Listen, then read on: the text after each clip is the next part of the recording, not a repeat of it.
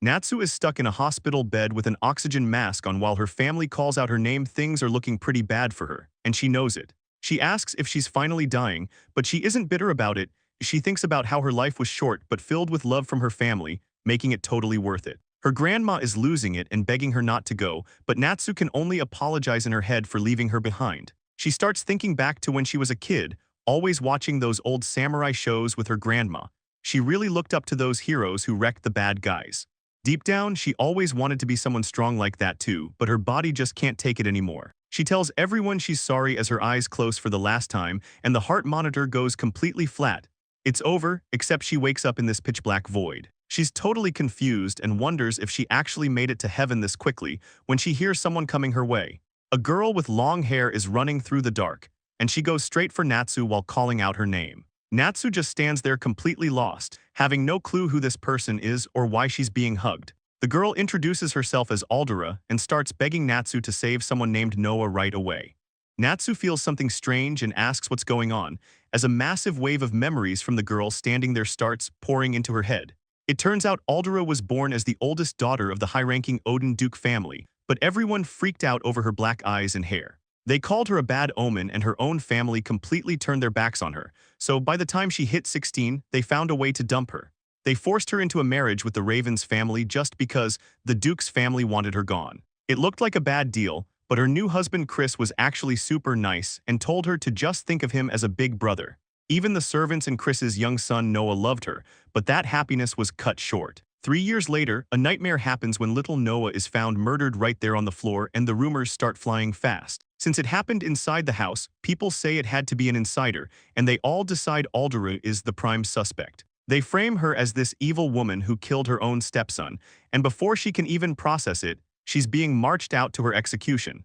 The whole city shows up to scream at her for being a monster who would hurt a child. The crowd is losing it, screaming at the top of their lungs to kill her. Just as the execution is about to happen, something crazy changes for Aldera. She actually wakes up to this dark power and uses black magic right then. It turns out this magic is a secret skill passed down through her family, and since it always costs a huge price, she ends up giving up her own soul, just to rewind time and save Noah. Aldera tells Natsu she's about to fade away. Natsu barely has time to react before everything starts spinning and moving on. Aldera tells her to take her place and save the kid as Natsu falls through the void. Natsu's eyes snap open as she suddenly wakes up in a completely different spot. She looks around at the curtains and IV drip, wondering if she's in a hospital or if that was all just a dream. Natsu wakes up confused, asking herself if she's actually still alive. Just then a maid spots her and calls out her new name. The maid doesn't waste a second, sprinting out of the room to tell everyone that Lady Aldera is finally awake. Left alone in the quiet room, Natsu repeats the name Aldera. It feels weird coming from her own lips. It finally starts to sink in that people are seeing her as someone else entirely. She wonders if she's really become Aldera in this brand new world, realizing this is exactly like those reincarnation stories. She thinks back to the void, where the real Aldera used black magic to rewind time, giving up her soul to pass the torch. Natsu grips the bedsheets tight, feeling the weight of it all now that the other girl's soul is officially gone. There's really only one path forward for her now. She has to honor that final request to save Noah. With a serious look in her eyes, she vows to make sure Aldera's wish actually comes true, and looking at the IV drip by the bed, she knows she can't just sit here and waste any more time. Natsu tries to get up but ends up slipping and hitting the floor with a loud thud, yelling out in pain as she lands right in front of a big mirror. She reaches up to touch her face, completely frozen as she looks at her reflection, stunned by how pretty she is, asking herself if this girl in the mirror is really Aldera. Natsu thinks back to her memories where the original Aldera looked way worse, like she was struggling, remembering a girl with messy hair and rough skin who always wore the same old clothes. While she's wondering why things changed, Chris and the maid burst into the room shouting her name. Chris rushes over to the floor where she's sitting. This blonde guy is Aldera's husband, Count Chris Raven. He asks if she's doing okay, looking just like a prince from a book with his bright blue eyes. He pulls her into a hug and tells her how scared he was that she'd die just like his mother. This is Noah, Chris's only son. He's got the same blonde hair and blue eyes as his dad and looks just like a little angel. The little guy runs over calling out for Aldera, while Chris keeps a steady hold on her as she tries to find her footing. Seeing him alive and well hits Aldera hard. Just looking at Noah's face is enough to bring her to tears because she remembers that in the original timeline, Noah was actually murdered, and she was the one framed for it. She asks if he's hurt and tells him everything is fine, pulling him into a tight hug while promising herself that she's going to protect him no matter what this time. But the stress of everything finally catches up to her, her eyes get heavy, and her vision starts going completely white. Chris screams her name as she suddenly loses consciousness, her body going totally limp right there in the room. Later on, things have quieted down at the massive Raven's mansion. Inside the master bedroom, a maid named Casey brings over some water for Aldera, who's resting in bed and gives her a quick thanks. Casey is the head maid and has always been like a mother to her, sometimes strict, but always kind. She mentions she's going to go wake him up now since the day is starting. Casey remembers how the staff planned to kick out any new wife who was mean to Noah, but they were shocked when Aldera showed up as this frail, sickly girl who ended up treating everyone there with so much kindness and affection. Back in the present, Casey leans over the bed and asks why Aldera always has to suffer so much. She talks about serving the family with her whole heart since Aldera joined, while Aldera just thinks about how everyone calls her unfortunate. Casey hands over some water and explains that Aldera has been totally out of it for 3 whole months. Hearing that she was out for that long leaves Aldera stunned, while Casey just cries happy tears because her lady is finally awake. As she drinks, Aldera realizes that using black magic to rewind time really took a toll on her, and her body just needed to recharge. She tells Casey it's actually pretty weird that her body doesn't feel sore or stiff at all after being in bed for so long. Casey points out they were using a special magic IV drip to keep her healthy and supported, which immediately makes Aldera start stressing out, realizing that much magic medicine must have cost the family a ton of money. Casey tells Aldera the magic IV drip worked perfectly since her skin looks so healthy now, making Aldera wonder if her looks really changed that much. And it turns out she was always beautiful, but the constant abuse from her parents just made her look miserable before. Just then, Chris peeks his head into the room and asks how she's feeling. Aldera looks back at him with a smile and says she feels great thanks to everything he did. Chris says he's really glad to hear that, but things get a little awkward when Aldera formally calls him Lord Count again. He stops her right there and repeats that he wants her to just think of him as her brother, mentioning how the old Aldera was always way too shy to call him that, so she finally gives in and calls him Brother Chris. Chris gives her the warmest smile she's ever seen, and as Aldera watches him, she grips her blankets, feeling a bit sad that the original Aldera who disappeared isn't around to see how kind he is. Even though Aldera was forced into his life like a nuisance, Chris accepted her as family, just like he deeply cares for his son Noah. Looking at his kind face, Aldera is sure Chris would never be the type to hurt Noah or set her up, and she starts feeling guilty about the money, asking him if that special magic IV treatment was actually super expensive. Chris just gives her a gentle pat on the head and tells her not to worry about any of that, saying she should just focus on resting until she feels 100% again. But Aldera can't stop thinking about how this house is totally broke since Chris spent everything on his late wife's hospital bills, which is crazy because her own family, the Duke's household, is loaded but never spent a single penny on her. She thinks about how back in her old world, treating a kid like that would be straight-up abuse. Watching an old drama on a screen, she realizes her parents are basically the villains of the story, and they need a hero to take them down. Then she remembers that black magic can do literally anything if you're willing to pay for it. Since there's no hero around to help, she decides she's just going to use that power to punish those trash parents herself. Aldera sits up in bed, totally fired up as she declares she's going to make her family pay back every single cent they were supposed to spend on her. And she realizes nothing is going to change if she just sits there. Since Noah is destined to be killed and she's going to be framed as a villainess anyway, she decides she might as well actually become one to fix things. This time around, she's making it her mission to protect the people she actually cares about.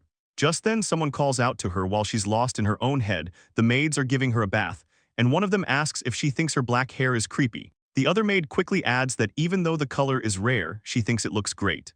Aldera thinks back to how much her own family hated her hair at the Duke's estate. It's a huge relief to find out it's not despised everywhere in the world, and she's mostly just happy that at least nobody in this house seems to mind it. As the maid brushes her hair out, she comments on how long it's gotten lately. The maid asks if she should trim it, and Aldera tells her to go ahead. She knows using black magic always comes with a price, and while a human soul is the most expensive thing you can offer, things like hair and nails can work as payment too. The maid gathers the trimmings and tells Aldera to make sure she keeps the hair and nails in separate bottles. Aldera apologizes for such a weird request, but the maid just smiles and says it's no problem at all. Looking at her reflection, Aldera gets serious. She knows that if things don't change, Noah only has 3 years to live. Back then, the crime happened right at the estate, so naturally everyone assumed it was an inside job and pinned it on her. The maids can't stop gushing about how beautiful she looks now, But Aldera's mind is somewhere else because something just isn't adding up. They keep complimenting her while she stands there in her new outfit. But she can't stop thinking about how Chris and the rest of the staff actually knew the original Aldera wasn't a bad person. She pictures the original girl being dragged to the execution block and wonders why not a single person tried to help her.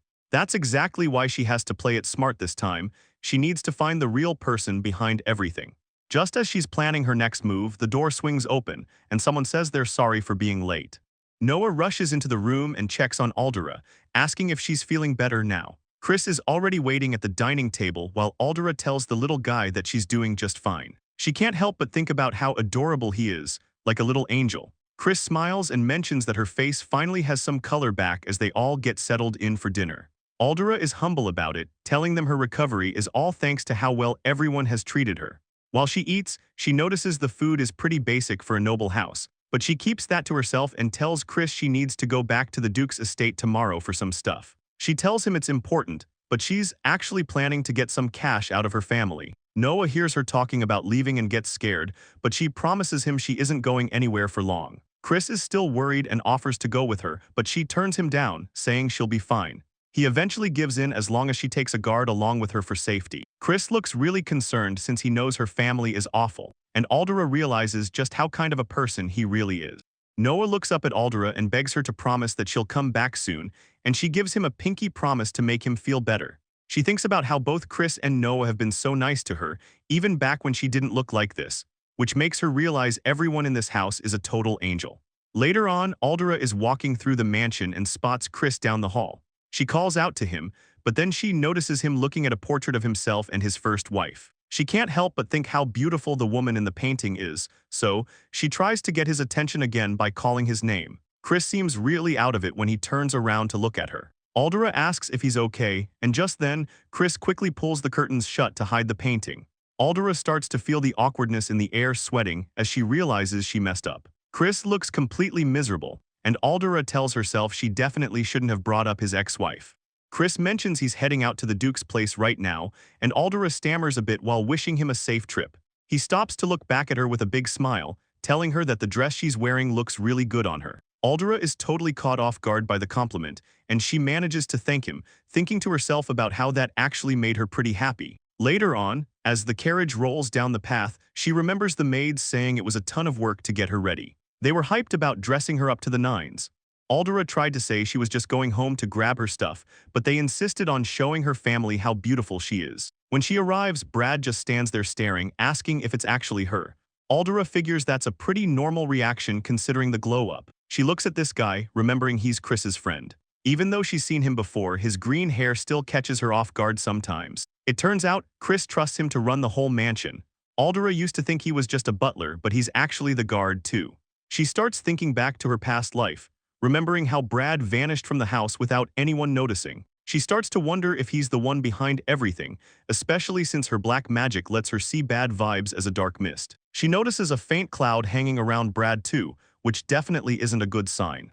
Aldera notices the dark mist of fatigue hanging over Brad and asks if he's been getting any sleep lately. Brad looks pretty rough, apologizing and saying the paperwork has just been piling up like crazy. She's surprised he's pulling double duty as both a guard and a clerk, so she asks for some clarification. Brad explains they're short-staffed because of the family debt, and Aldera starts feeling a bit bad for him. Brad tries to talk himself up, saying he's actually great at swordsmanship. Aldera tells him it's cool and she isn't doubting him, especially since she has her black magic for protection. The air in the carriage starts feeling heavy and suffocating. Aldera can really feel those bad vibes from the mist. They've still got a few hours before reaching the Duke's place, and she realizes she can't just use her magic in front of Brad yet. She still isn't sure if he's a friend or an enemy, but she pulls out a pair of scissors anyway, which totally confuses the guy. She looks him right in the eye and asks if she can have a few strands of his hair. Before he can even process the request, she snips some hair and tells him to hand over his fountain pen too. Brad's completely caught off guard and just stammers out a yes as Aldera starts working her magic. She holds the items together and a strange light starts to fill the space between them. Brad sees sparks and panics, asking if that's actual fire he's looking at. Aldera doesn't even look up, just calmly telling him not to worry about it while she finishes the spell right there in the moving carriage. Brad stares at his pen, looking totally lost about what just happened. Brad is totally lost and asks what she just did, staring at the fountain pen she just sealed inside a glass jar. Aldera explains it's actually an old energizing spell from her family and asks him how he's feeling. Brad's still trying to catch up, but then he starts feeling it. He pumps his fists and yells about how he's got all this crazy energy out of nowhere, but he still wonders what the point of the pen in the jar is. Aldera just holds the jar up with a wink and tells him she dumped all his fatigue right into the pen. She says the next person to use it is gonna feel all that exhaustion at once. The cursed pen is officially ready. Brad's a little overwhelmed by the whole magic thing, but he tells her she's absolutely amazing even if he doesn't totally get how it works. Aldera calls him Mr. Brad, but he quickly tells her to drop the formal stuff and just use his name. Now that they're on better terms, she gets right to the point. She asks him for the actual numbers on how much debt the Count's family is dealing with, and then she drops a bombshell, telling him she might have a way to pay the whole thing off for good. Brad can barely believe what he's hearing and asks if she's being for real. Aldera just gives him a look like she's already got it all figured out. As the carriage rolls along, Aldera mentions that her birth family is basically swimming in cash and has more than they know what to do with, so she suggests they just go take the money from them. Brad sounds pretty unsure, repeating her words back like he can't believe she's being serious. Aldera points out the unfairness of it all, noting that Chris had her forced on him without even getting a dowry for the marriage. She goes on about how she was tossed out with nothing but her clothes, so she's going to make her parents pay back all the support money they should have spent on her, which is why she tells Brad he has to stay behind in the carriage. Brad is totally blindsided and yells out, asking why he's being left out of the action. Aldera tells him it'd be a problem if he followed because she can't have him seeing her laugh like a maniac while she's threatening her parents with weird magic. Brad looks completely stunned as the weight of the situation finally starts to sink in. He gets this intense look, thinking about her resolve and asking if she's really going to go swallow her pride and bow to her abusers just for Chris's sake. Aldera tries to tell him he's got it all wrong, but Brad just adjusts his glasses and says he totally understands what's going on now. He strikes a heroic pose and swears he'll protect her, while Aldera just casually mentions she'll probably just use black magic to wipe her parents' memories if things get messy.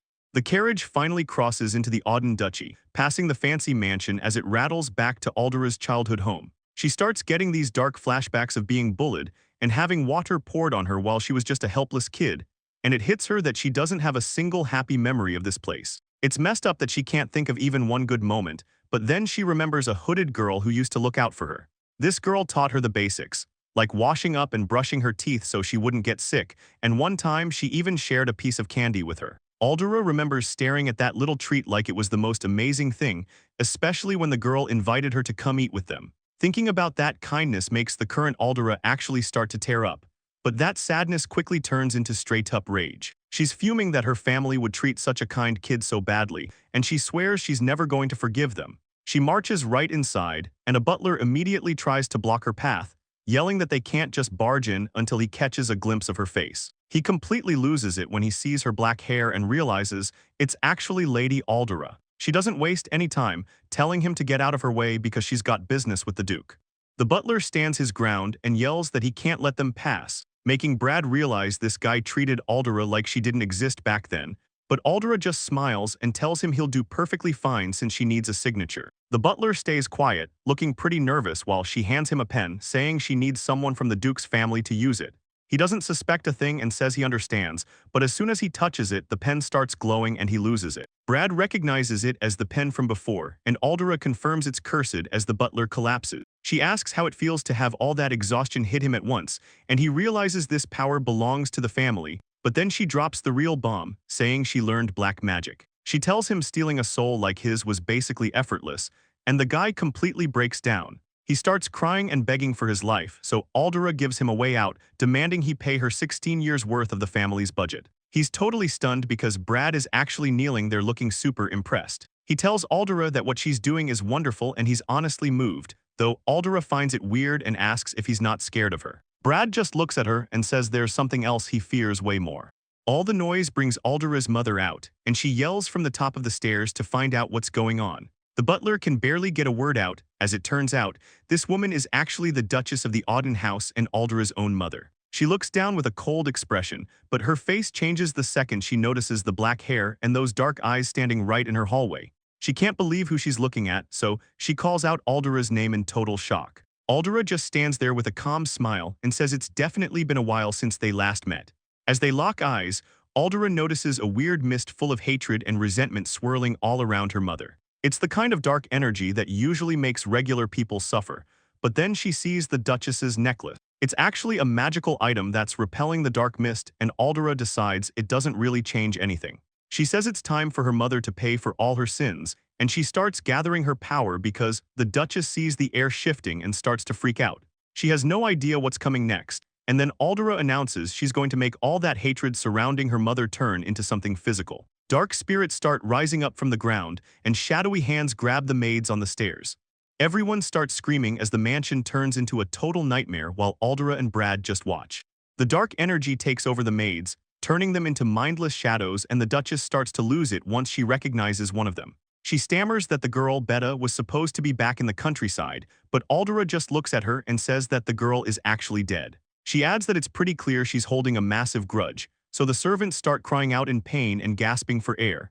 The Duchess tries to act tough, asking if Aldera really thought some kids' games would scare her, but then one of the maids snaps and yells at her for killing her best friend. The Duchess is totally caught off guard by the accusation. The maid actually grabs her and starts getting violent. The Duchess screams in pain and orders the others to restrain the girl, but everyone else just stands there with cold eyes, not doing a single thing to help her. That's when Aldera reaches out and snaps the protective necklace right off her mother's neck. The Duchess falls to the floor and screams as the entire staff swarms her. Aldera and Brad just watch the nightmare unfold, and Aldera notes how her mother's soul is even more disgusting and hated than she realized. She says that since it's so filthy, it's going to be easy to just snatch it away. Aldera stands there watching the scene unfold with a cold look in her eyes. She calmly asks the vengeful spirits what they want to do. The ghostly maids swarm the Duchess, pinning her to the floor while they tell her they won't help her. They remind her how they begged for help so many times, but she never cared. Aldera looks down at her mother's suffering and asks if she can hear them. She wonders out loud if maybe the Duchess just doesn't like her. The Duchess completely loses it, screaming that she should have killed Aldera the very second she gave birth to a monster like her. Aldera just asks if the truth is that she simply couldn't kill her, as the Duchess screams more insults. Aldera mentions how black magic has been protecting her since the day she was born, making her wonder who the real monster in the room actually is. She gently tells the spirits to get their revenge and then leave that criminal behind to go to heaven. The dark energy starts to lift. The maids' faces turn peaceful as they stand over the defeated Duchess one last time. The heavy doors swing open as a voice yells out asking what all the noise is about. Two guards come charging in to see what's happening, and the head maids immediately tell them to shut up and show some respect, announcing that their most important guest has finally arrived. The guards instantly drop into a deep bow and apologize for being so rude. One of the staff members then gestures for Aldera to follow, calling her Lord Aldera as they lead her away. One of the spirits thanks Aldera for taking care of the people who hurt Beta, but Aldera just tells them not to worry about it because she's only there to deal with the Duke. As the spirits start to fade away, she tells them it's time to head back. The living maids nearby bow and say they understand her orders. Aldera looks at them and realizes they're way too professional to be stuck working for a family like this, so she decides to poach them right then and there, telling them the Raven's estate is short-staffed and she'll pay them a lot more than they're getting now. The maids are totally on board and tell her they'd love to work for her, looking happier than they've been all day. Moving down the hall, Brad stops and notices blood on the floor. He tells Aldera this is where she needs to wait while he checks things out. The spirit maid gives a final thanks for getting revenge for Beta. Aldera repeats that her main focus is just finding the Duke, and she tells the ghosts to move on as they disappear near the large doors. The house staff accepts her directions immediately. Aldera keeps thinking about how these maids are being wasted at the Auden mansion, leading her to finish her offer, promising them a much better life and higher pay if they come work at her home instead. The maids are all in, telling Aldera they're excited to start and look forward to working with her. So they head further in until Brad spots blood on the floor. He stops Aldera and says she can't go any further than this. Aldera explains that if a normal person gets caught in that black mist, they're basically dead, which leaves Brad looking pretty confused until she tells him not to even worry about the mist because Brad pulls out a necklace he found. Aldera recognizes it as the Duchess's and figures it must be what's keeping the mist away. Brad mentions he just picked it up off the ground, and Aldera starts thinking the guy is actually way more useful than she thought. He asks if he can keep following her from here on out, but Aldera isn't so sure. She wonders if she can really trust him since there's no proof he's not the one who did all this. She decides to test him, telling him that in that case he needs to hold out his left hand. Brad does what she says, holding his hand out while looking totally confused about what's happening next. Aldera places a glowing ball of magical energy right into Brad's hand. He just watches as the light settles in.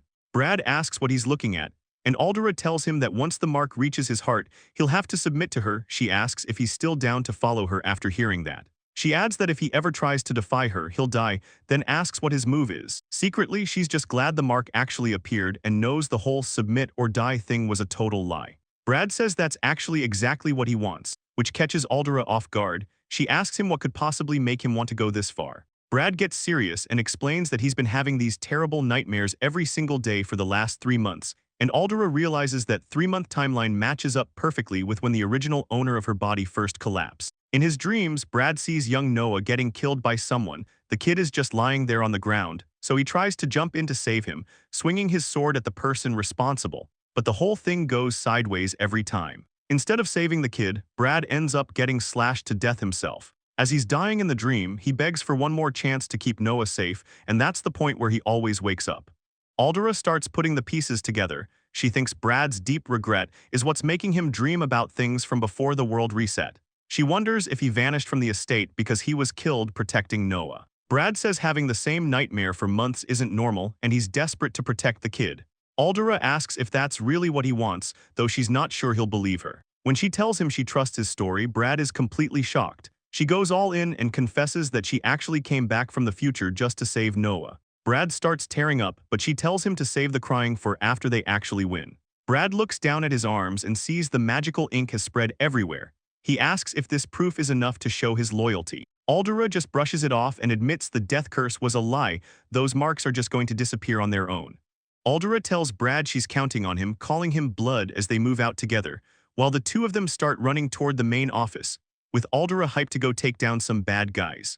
The door creaks open. Aldera notices the heavy black mist everywhere, realizing it's actually the literal hatred of other people. She covers her face from the smell, thinking about how this dark energy just clings to someone the more they're resented. She looks right at Duke Auden and says he could easily clear the mist with some donations and charity, though the Duke doesn't care about any of that, calling his guards useless fools for letting her get inside his room.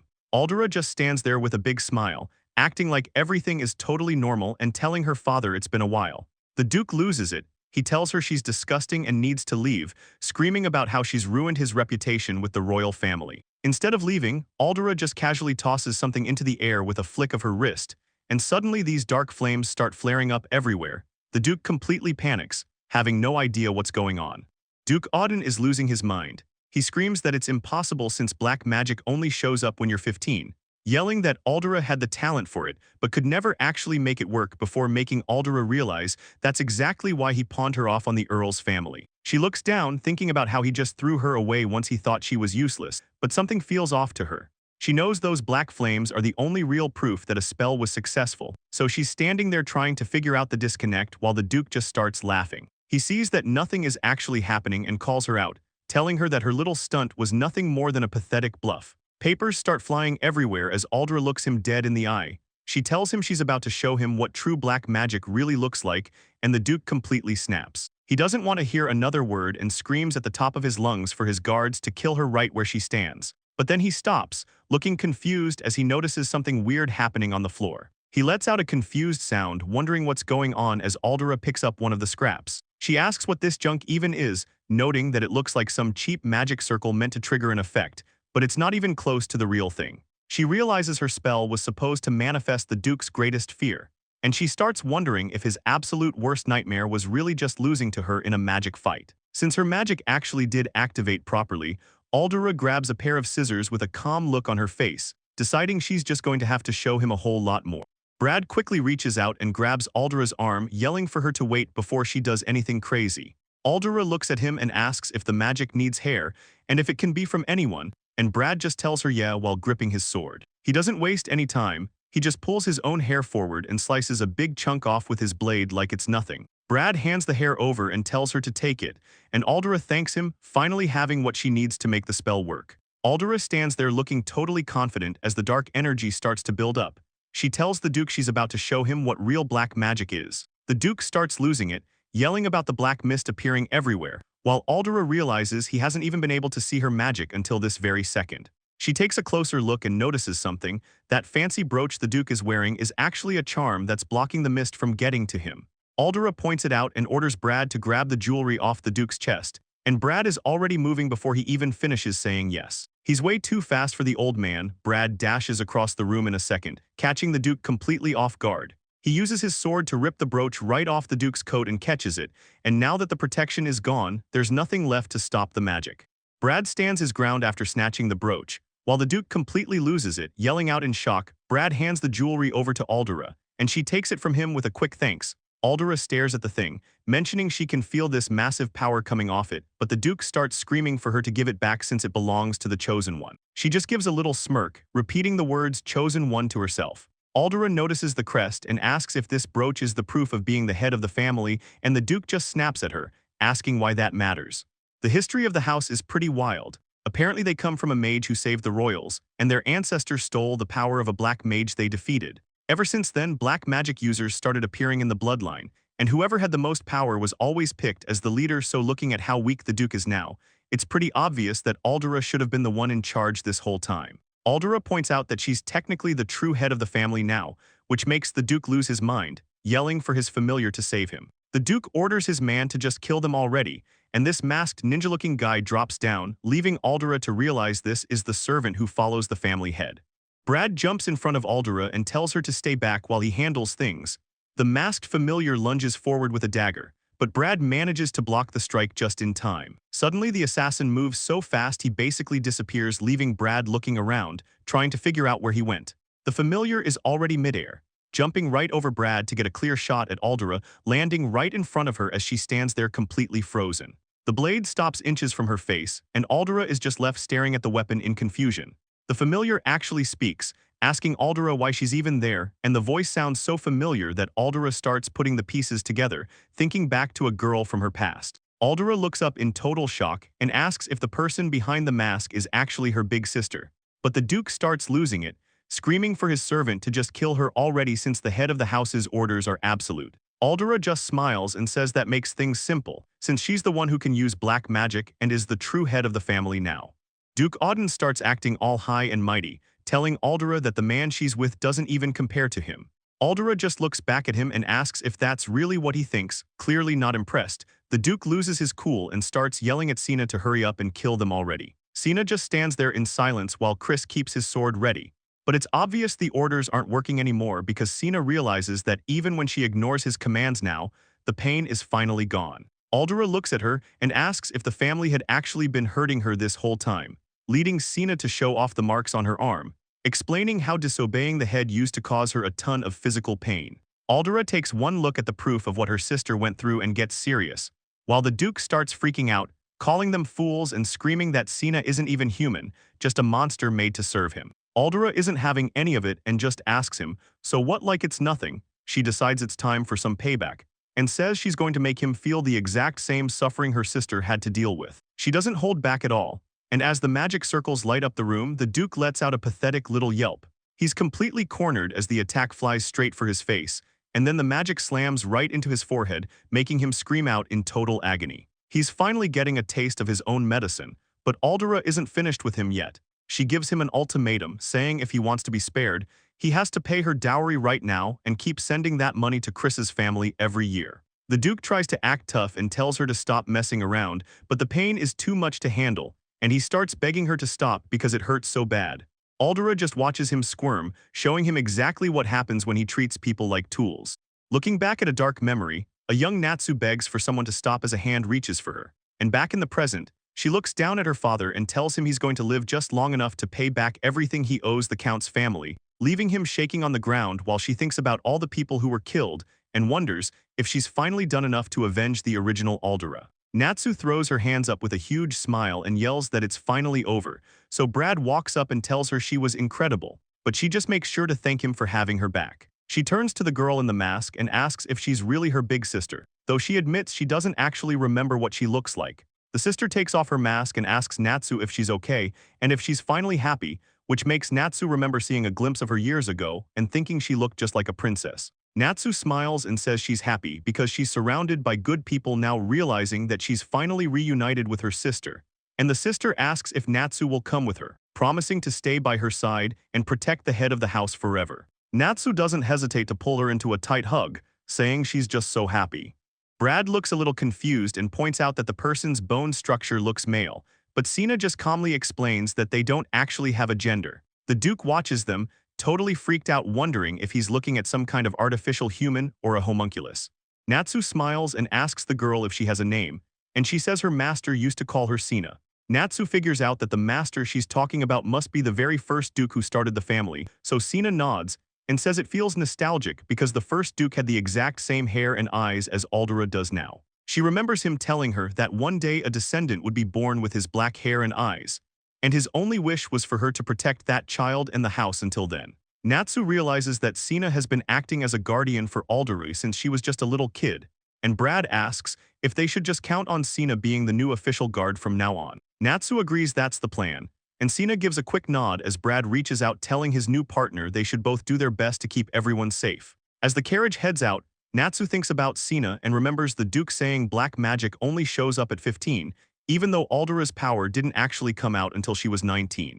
Sina explains that the reason Aldera's magic took so long to show up was because her body wasn't physically 15 yet, and Natsu realizes that was probably because she was so malnourished growing up, which makes a lot of sense given how her family treated her. Natsu thinks about how they barely got through the day using black magic, but she's suddenly feeling super sleepy, just drifting off as she reminds herself that she was stuck in a hospital bed until just recently. As she falls into a deep sleep, she starts to wonder if she's dreaming because she's suddenly standing in a room with a kotatsu and an old-school TV from her past life. And then it hits her that she's looking at those old period dramas she used to watch all the time. On the screen, a samurai is shouting about how great power and authority only exist to protect innocent people, and Natsu remembers how good it always felt to see the good guys win, leaving her wondering if those old shows are the reason she doesn't hesitate at all when it's time to take down some bad guys. Just then, a voice calls out to her saying they've arrived, and Natsu starts to wake up from her dream, looking out at the massive mansion right in front of them. She realizes she's finally back, and looking at the beautiful building,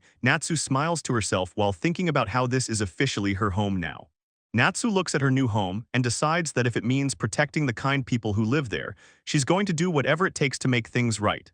Moving on to a different memory, Alexia is standing in a snowy forest facing down a massive bear that's roaring right in her face, but she doesn't even flinch. She just stares the beast down with total focus as the bear snarls, looking like it's about to charge and end things quickly. Brad yells out her name while pulling his gun, but Alexia is already moving, clenching her fist and throwing a punch with so much speed and power that the air around her arm starts to spiral, connecting right with the bear's face and knocking the huge animal back like it weighs nothing at all. The bear slides across the snow as Alexia lands on her feet, finally ending the crazy fight, so she lets out a breath and admits she was actually a little scared. But Brad tells her she's being modest since even pro hunters stay away from bears like that.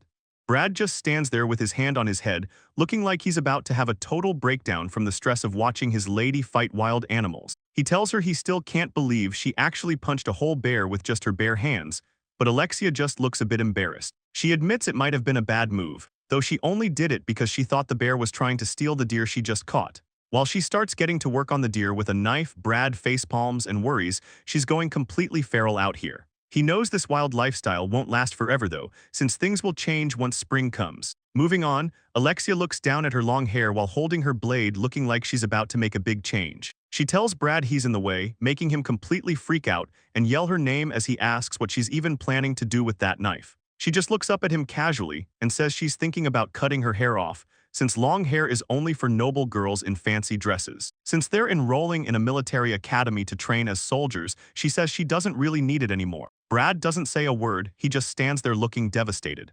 Alexia looks at his face and can't help but imagine him as a sad little puppy crying for her to stop, so she finally gives in. Looking out over the snowy forest, she tells him she won't cut it after all. The scene shifts over to the kingdom of Ranhild, specifically the busy royal capital of Magdalena, where the new semester is starting.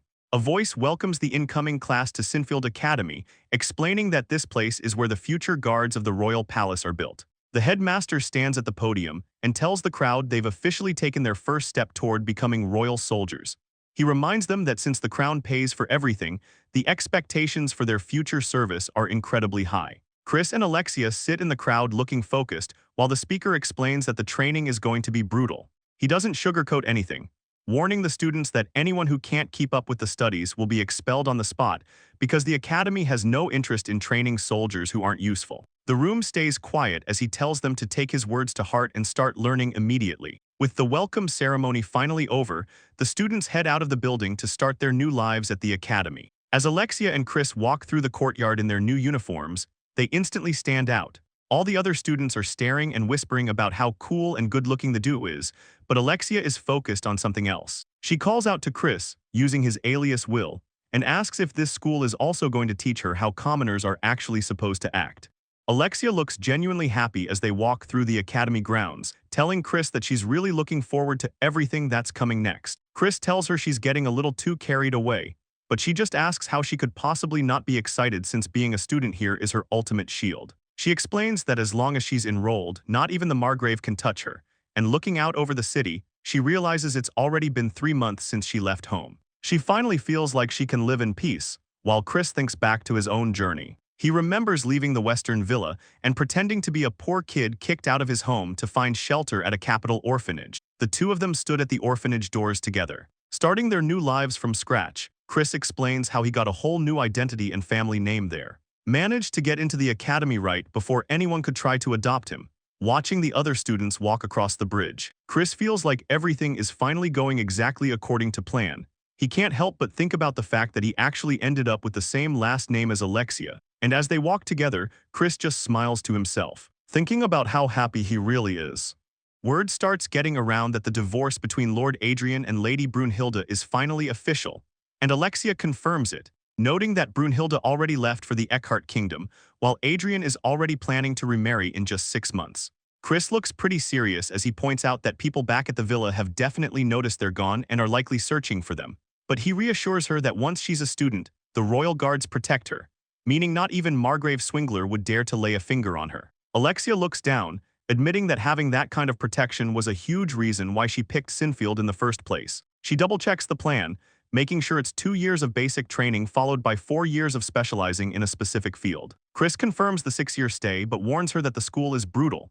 Apparently, 30% of students fail out before they even finish the basics. Alexia realizes that staying in school is her only real shield, so she knows she can't afford to get expelled for any reason. Getting totally fired up, she throws her fist in the air and declares she's going to be the best student this place has ever seen. She can't help but laugh at her own energy, while Chris just watches her with a quiet smile. Alexia and Chris head through the school courtyard while some other students giggle nearby, and she mentions that since she's trying to be a top student, she can't afford to be late for anything. Chris points out it's finally time for lunch before their afternoon classes start. Alexia notices a dining hall nearby, so he suggests they go drop off their heavy ceremonial cloaks and meet back up at the dorm. As they're walking, someone in the crowd suddenly screams out for the crown prince, and Alexia stops in her tracks, wondering if she actually just heard someone mention royalty or if she's just hearing things, but Chris tells her he heard it too. She looks toward the noise, wondering if the prince is actually here at Sinfield, and seeing the crowd move, Chris quickly reaches out to pull her back and keep her out of sight. Alexia explains that she actually met the guy 3 years ago at the royal palace, and since he's only a few years older than her, she's worried he might recognize her face, which Chris thinks is a huge problem. The guy everyone is talking about is Lawrence Arthur Ranhildia, the crown prince of the Ranhild Kingdom. Everyone knows him as a super cheerful and easygoing guy who's turning 17 this year. Chris looks pretty confused though, because the prince is actually supposed to be a student at St. Goldbridger Academy, not here. Chris thinks to himself that since Goldbridger isn't too far away, a visit from the prince is possible, though it still feels pretty weird.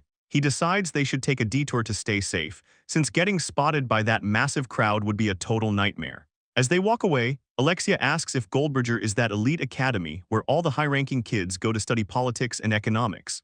Chris mentions a rumor about a new trend there, where the Goldbridger students try to sign Sinfield's top students to master-servant contracts, which catches Alexia completely off guard as she tries to wrap her head around the idea of a contract like that.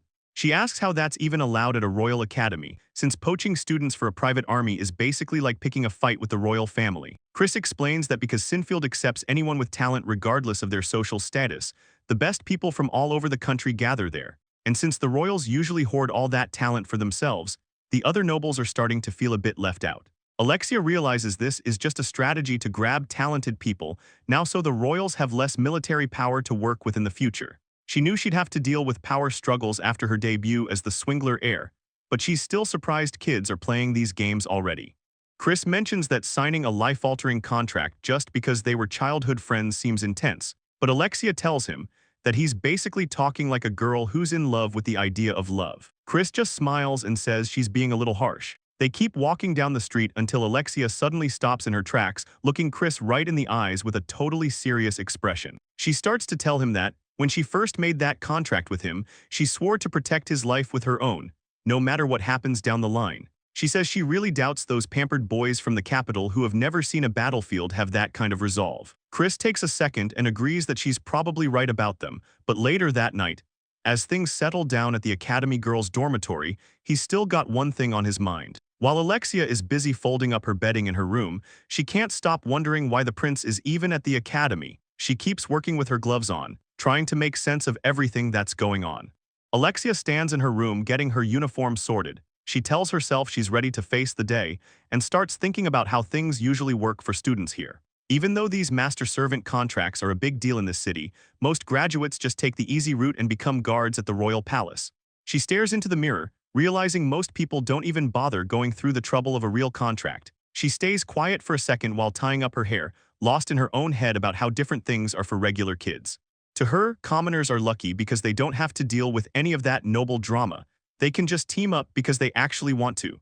It's a total contrast to the nobility, where everyone is constantly hiding what they're really thinking behind masks and worrying about their family's reputation. She thinks about the marks they carry, a physical sign of a bond that goes way deeper than just politics or face-saving moves. It's a real master-servant connection that's actually official.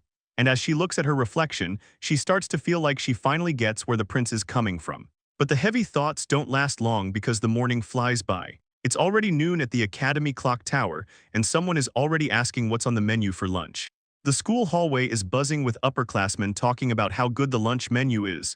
They're having a hard time picking what to eat, and Alexia is totally hyped after hearing them. She asks Brad if he heard that, saying she can't wait to try it, and he just nods along since he's mostly just relieved he doesn't have to hunt for his own meat anymore. It brings back memories of when they were out in the wild. Brad used to stand over dead bears wondering if they were even edible. Alexia laughs it off, mentioning how she actually liked catching pheasants and deer because they were such easy targets, but she realizes normal kids don't exactly go out hunting for their dinner. She admits she's pretty much over dealing with bears at this point. Brad stands there for a second before telling her which makes Alexia stop and think. She realizes her view on life is way different from regular people, and she tells Brad she's thankful he's there to keep her grounded, and Brad promises to keep working hard for her. As they walk through the grand halls, Alexia can't help but think that even the crown prince would be lucky to have a servant this loyal. Moving on, the scene shifts back home where little Noah is super excited to see Aldera. He shouts a welcome and jumps into her arms for a hug. Aldera leans down with a smile, asking if he was waiting around just for her to get back, and the kid happily lets her know he definitely was. Noah gives Aldera a big smile and tells her he really wanted to have dinner with her. The kid is so adorable that it leaves Aldera completely losing it internally. Aldera mentions she still needs to talk to Chris about the dowry situation and Sina's arrival, but Brad steps in and says he'll handle the report, which Aldera is actually pretty thankful for. She tells him she appreciates the help, while Sina stands right there watching the exchange. Noah starts acting a bit shy around the newcomer, looking up at Sina and stuttering over his words, so Aldera realizes she needs to make things official. She speaks up and says she should introduce the two of them, and starts off by telling Noah that Sina is her friend. Sina just stands there looking calm with a slight smile as Aldera turns the introduction around, telling Sina that Noah is her precious family. Noah looks pretty touched by that, just thinking about the fact that she considers him family. Aldera gets serious for a second, saying she wants to protect the kid at all costs and asking Sina to help him if things ever get dangerous. Sina gives a short answer saying they understand. To break the ice, Sina drops down to Noah's level and pulls out a piece of candy as a gift, which definitely works. Noah looks at the candy and asks if he can really have it, and Sina just gives him a quiet nod. Noah gives a polite thank you for the gift, and Aldera just watches them feeling relieved that the two of them are actually getting along. Suddenly, Aldera remembers the candy she had earlier and starts looking around wondering where she put her bag. It hits her all at once that the basket with all her jars is still in the carriage, and she completely freaks out. She quickly tells Noah and Sina to head inside without her, then takes off running, saying she needs to grab something she forgot. The carriage is just sitting there in the quiet stable area, waiting for her to arrive. She makes it back and spots the basket right where she left it, feeling way better now that she's found it. Aldera thinks about how lucky she is, because it would be a total disaster if someone found her collection of hair and nails. But then she stops and notices something happening nearby. A man is helping a woman in a fancy white dress out of another carriage. Aldera wonders if this is the guest Chris was expecting, especially since the woman is giving off this massive, glowing aura looking just like a saint. She notes that while hate creates a dark mist around people, receiving gratitude makes them shine like this, and this lady is definitely shining. Aldera stares in total shock. She can't believe what she's seeing right now. She notices a faint black mist around the guest, but it's hard to tell. The girl is covered in so many sparkles that it's almost hiding the darkness. It makes Aldera wonder if the lady's resentment is being cancelled out by someone's gratitude, which would mean things are getting pretty dangerous around here. She decides she needs to hurry back to Noah and the rest of the group before anything happens, so she takes off running through the halls but accidentally slams right into someone, a guy who catches her, and asks if she's okay. Aldera looks up and is totally surprised to see it's Chris. She didn't expect to run into him like this. She quickly apologizes for the collision, and Chris just gives her a kind smile, telling her he's glad she's finally back home. The mood shifts when Chris mentions he talked to Brad and asks if it's true.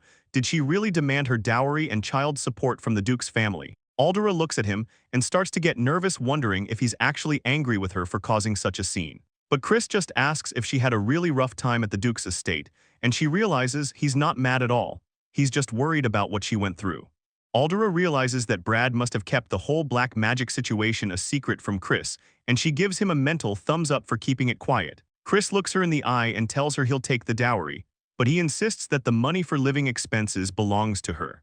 Aldera immediately tries to push back, asking him to please use that money for the sake of the Count's entire household instead. Chris isn't having it and firmly says no, and even when Aldera tries to argue, he just shuts her down and tells her no buts about it. Since he won't take the living expenses, she asks if she can at least cover the cost of all her own medical bills from her time being sick. She goes on to say she also wants to pay the salaries for Casey, the maids, and her guard Cena since they've all been taking such good care of her. Chris just gives her this really gentle look and tells her she doesn't need to worry about any of that because they're family. The two of them stand there in the hallway for a second.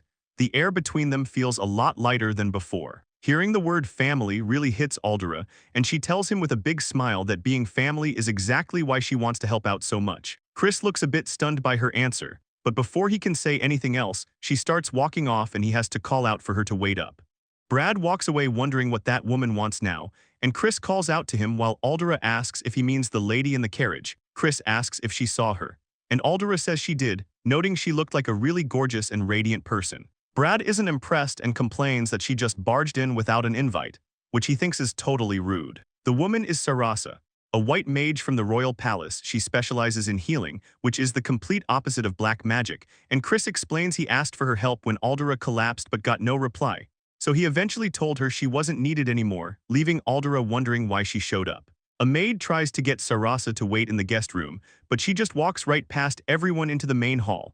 Sarasa looks at Chris with a big smile and tells him it's been a long time since they last saw each other. Chris plays it polite and thanks her for coming, but then he gets straight to the point and asks why she's there. She says she heard a girl with black hair had collapsed, but Chris just tells her that everything has already been taken care of. Sarasa just plays it off, saying it looks like there was some kind of mix-up with the information she received.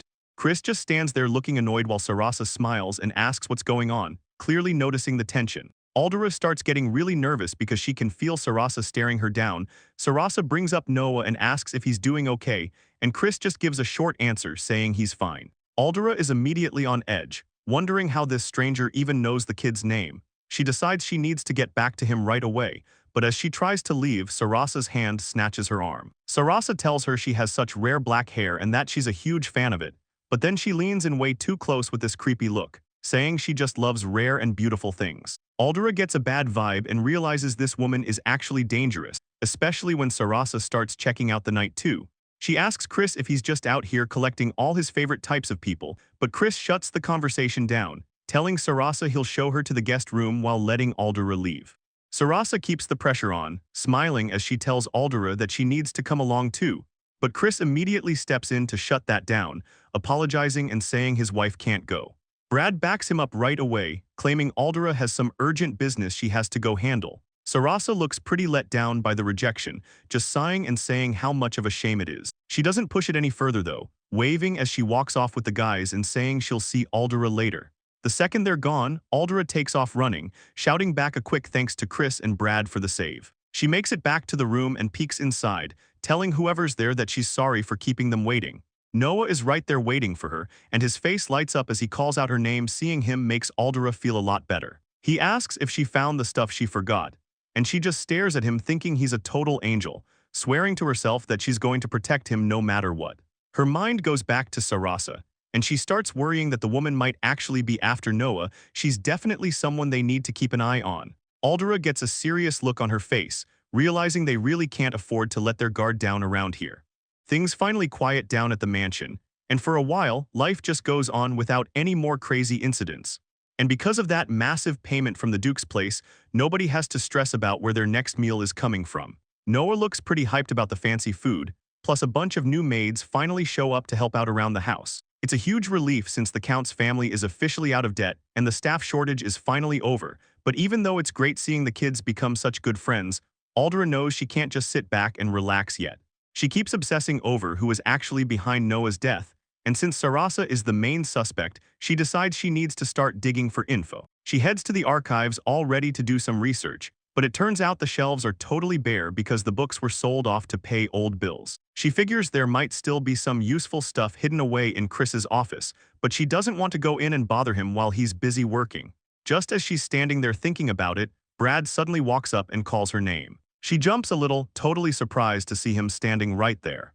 Brad catches Aldera lingering outside the office and asks if she's looking for Chris, which totally catches her off guard. She asks how he could possibly know what she was thinking, but Brad just smiles and says it's obvious because she only ever hesitates like this when it involves Chris or little Noah. Aldera looks away, thinking about how she's terrified they'll hate her if they ever find out she's been using black magic.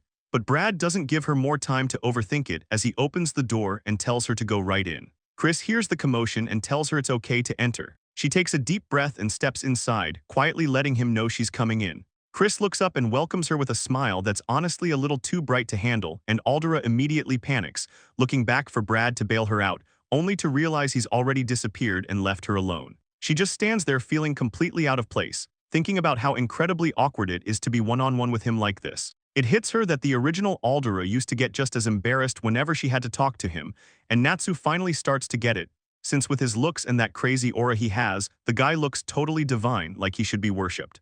Chris looks down and asks if she needs something from him, so Aldera awkwardly mentions she just wanted to find a book to read, and when he asks what kind of story she's after, she tells him she's actually looking for anything about white magic. Chris starts scanning the shelves, figured it might be somewhere in this section, as he pulls a couple of volumes out and hands them over. Aldera takes them and gives him a quick thank you, but he just gives her this super gentle look and says she's welcome. It's a lot for her to take in. She starts thinking he's way too bright to handle. She ends up covering her eyes and looking away, totally overwhelmed because she feels like she can't even look him in the face. Because she's so flustered, the book slips right out of her hands. She lets out a little sound and starts to apologize. Chris and Aldera both reach for it, and his hand lands right on hers. Aldera just freezes in place, looking completely shocked by the contact. Chris notices how still she's gone and looks her right in the eyes, asking if she's actually doing okay.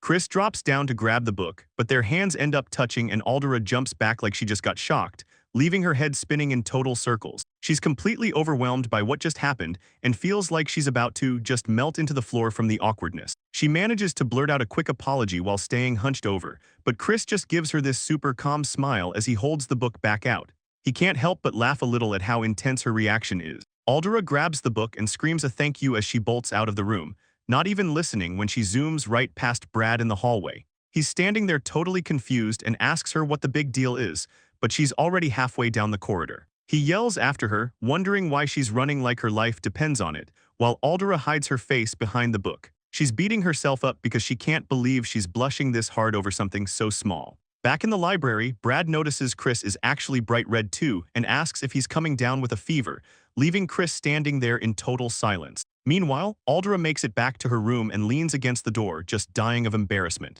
Aldera tries to get a grip and tells herself to stop panicking because she needs to focus. She looks through her book and finally finds the section, all about magic types. It says black magic always costs something huge that matches whatever wish the person made, and it's totally different from white magic. White magic just burns through the user's own mana, so how much they can heal depends entirely on their own energy tank. The book mentions Sarasa is basically the best white mage around right now. Her mana is so crazy she can fix incurable stuff and save people who are about to die in just a few seconds. But it's not all perfect. Using it takes a massive toll on the body, so no one can just use it constantly.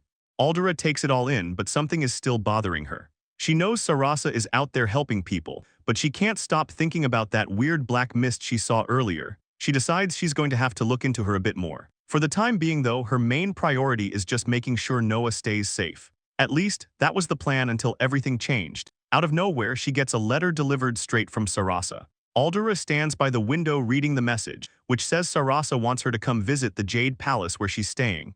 The messenger turns out to be that good-looking knight from before, Prince Lawrence. Aldera isn't exactly thrilled and asks him what else he wants now that the letter is delivered. Prince Lawrence gets a serious look on his face and tells Aldera straight up to stay away from Sarasa. Aldera is totally confused and asks what he means by that, wondering if the prince actually hates the woman he works for. Lawrence reaches for his collar and tells her to look closely, explaining that it's engraved with a list of Sarasa's favorite people and he's only number 3.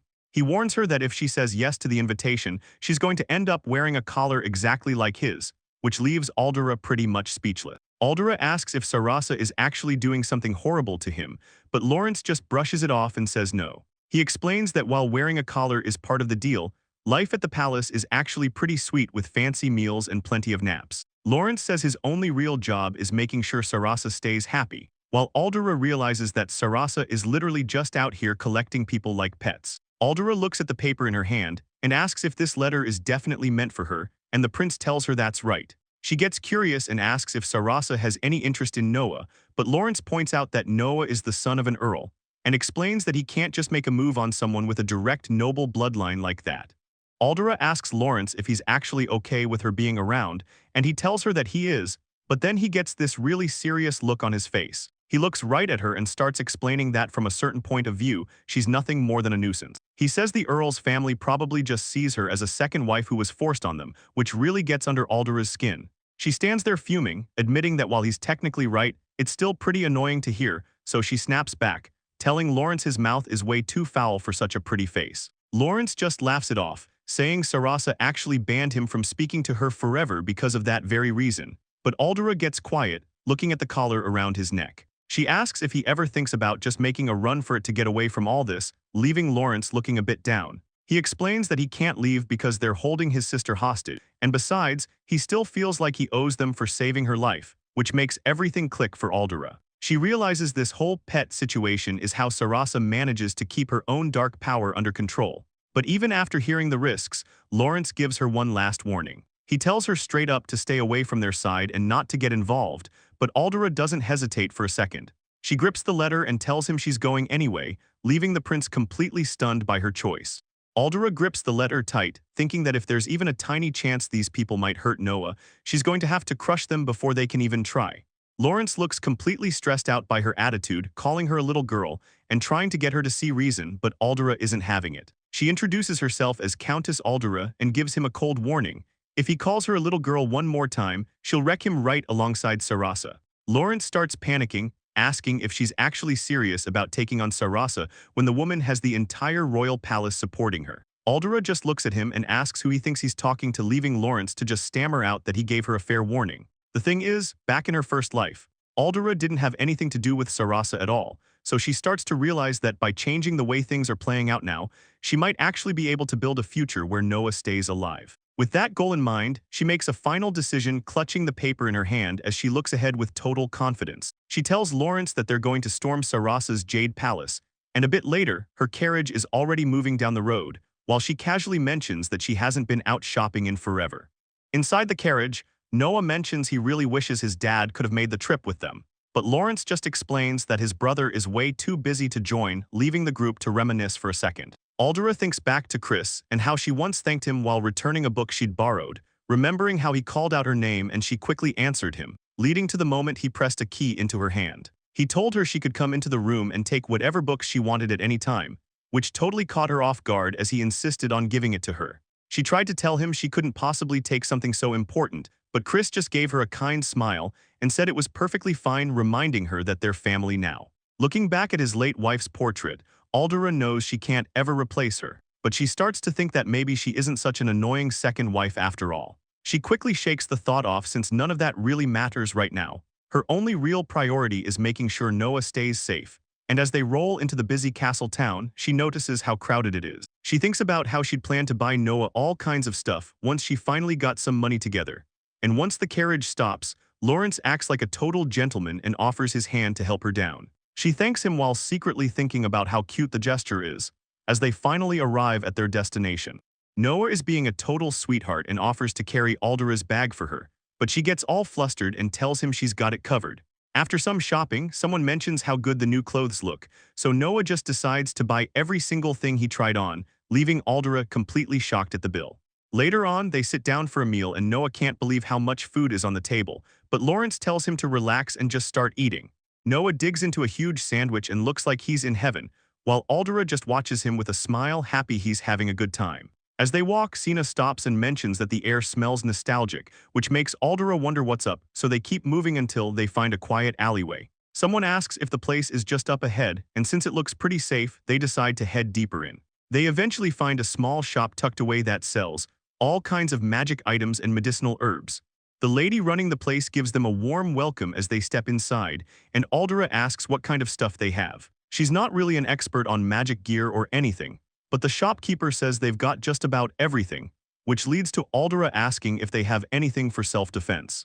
The lady starts digging through a drawer behind the counter to see what she can pull out.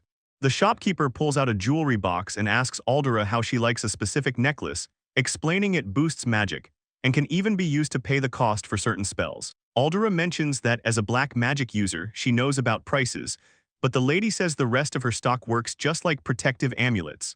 Looking them over, Aldera realizes these items are actually strong enough to keep the black mist from causing any more trouble. She decides to buy the whole stock and tells the lady to bill the Raven's family since she's over dealing with complicated stuff. But things hit a snag when she realizes she needs to pay in cash, and she already blew through her money at the market stalls earlier that day. While Aldera is thinking, she notices Cena over by the wall sniffing at some dried plants hanging from the ceiling. Cena asks the old lady what the plant is, and she explains it's a special type of grass used for dyeing hair. Cena mentions the smell brings back memories because their master used to use it all the time. Aldera asks if she means her master was dyeing her black hair, and Cena just gives a slow nod. It turns out Aldera's parents were pretty much the only people in the world who hated black hair, so she doesn't really have a reason to hide it anymore. The shopkeeper gets straight to the point and asks if she's actually buying the stuff, but Aldera admits she really wants it, she just doesn't have any cash on her right now. The old lady reaches out and grabs a strand of her hair, noticing there's some seriously strong magic flowing through every single strand. Since it's so rare and beautiful, she offers to take the hair as payment, which leaves Aldera wondering if that's actually okay and how much she'd even need to cut. Noah completely loses it at the idea and shouts that he won't let anyone touch Aldera's hair.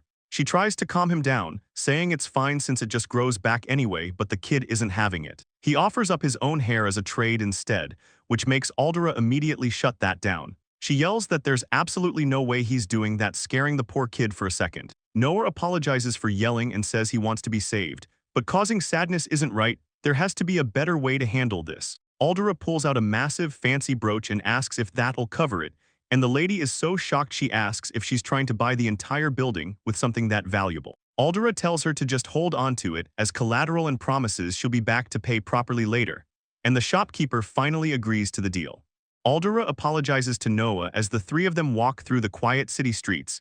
She tells the kid he's really important to her, and Noah looks up with a smile, saying he loves her too and cares about her just as much. Noah gets a serious look on his face. He explains that's why he wants to get strong enough to protect her someday.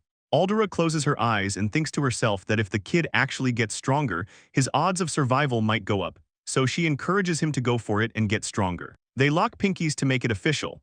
Aldera says it's a promise and Noah happily agrees. Later on, while Cena holds the sleeping kid, Aldera turns to her and asks to hear everything about the first Duke. Cena looks off to the side and asks if she's talking about her master, and then she starts explaining that her master was the most powerful dark mage from hundreds of years back. Aldera asks if the guy got his black magic by taking down the mage who attacked the kingdom and stealing the power for himself. Cena starts to say no, but Aldera cuts in and asks what she's even talking about. Cena keeps thinking back to her master, explaining that the palace recognized his insane skills and gave him a private lab right on the grounds. The guy even created Sina himself just to make sure he was ready for any enemies that might show up. She says he basically lived in that lab because he hated being around people and only cared about his research until one day, a random woman just happened to wander right into his workspace. As it turns out, she wasn't just anyone, she was actually the princess of the entire country. The master tried to kick her out of the lab the second he saw her, but it didn't work at all. The princess just kept showing up at the lab day after day to see him. Sina looks back and mentions how much this seemed to mess with the master's head, and then she drops the fact that his heart rate would actually spike whenever she visited, which totally catches Aldera off guard. Aldera asks what that's supposed to mean, so Sina explains that the master and the princess actually fell in love, but the king wasn't having it at all. He ended up sending a whole army to find the master and tear the two of them apart. The master didn't even break a sweat. He used his magic to wipe out the entire kingdom's army all by himself, and the king was so scared that he ended up bowing on the ground, begging for his life while offering up his own daughter. So the two of them got married, and the master was officially given the title of Duke as part of the deal.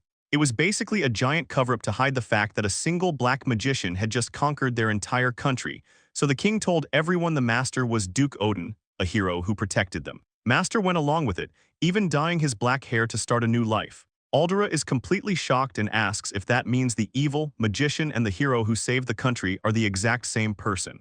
Over time, people just forgot the truth. Black magic became a family secret passed down through the Duke's house, and the master's original hair color was forgotten too, but Sina never forgot. She was given a direct order by the master to stay behind and protect every one of his black-haired descendants. The family line continued through the master's descendants, but things had clearly changed over the years, especially for the royal family, who still remembered how their entire army got wiped out by one man. Aldera starts putting the pieces together as she remembers her father's rage. He used to scream about how she was disgusting and how her very existence put the family's status at risk with the royals. And she wonders if the Duke's family was actually ordered by the king to make sure no more black magicians were ever born. It explains why black hair was so hated within her own house.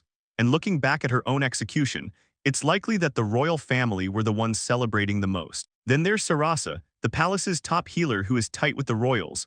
Aldera figures her showing up now isn't just some random coincidence. After a long day, Aldera finally makes it back to the mansion where the staff is waiting to welcome her home. She finds Casey and offers her a special amulet she picked up as a souvenir, which catches the head maid totally off guard. As she puts it on Casey's wrist, Aldera charges it with a bit of her own magic. She explains that it'll alert her if Casey is ever in trouble, though it won't work for anyone who actually dislikes her. Everything seems fine with the charm, and it's a relief to see that the magic is working just like it's supposed to.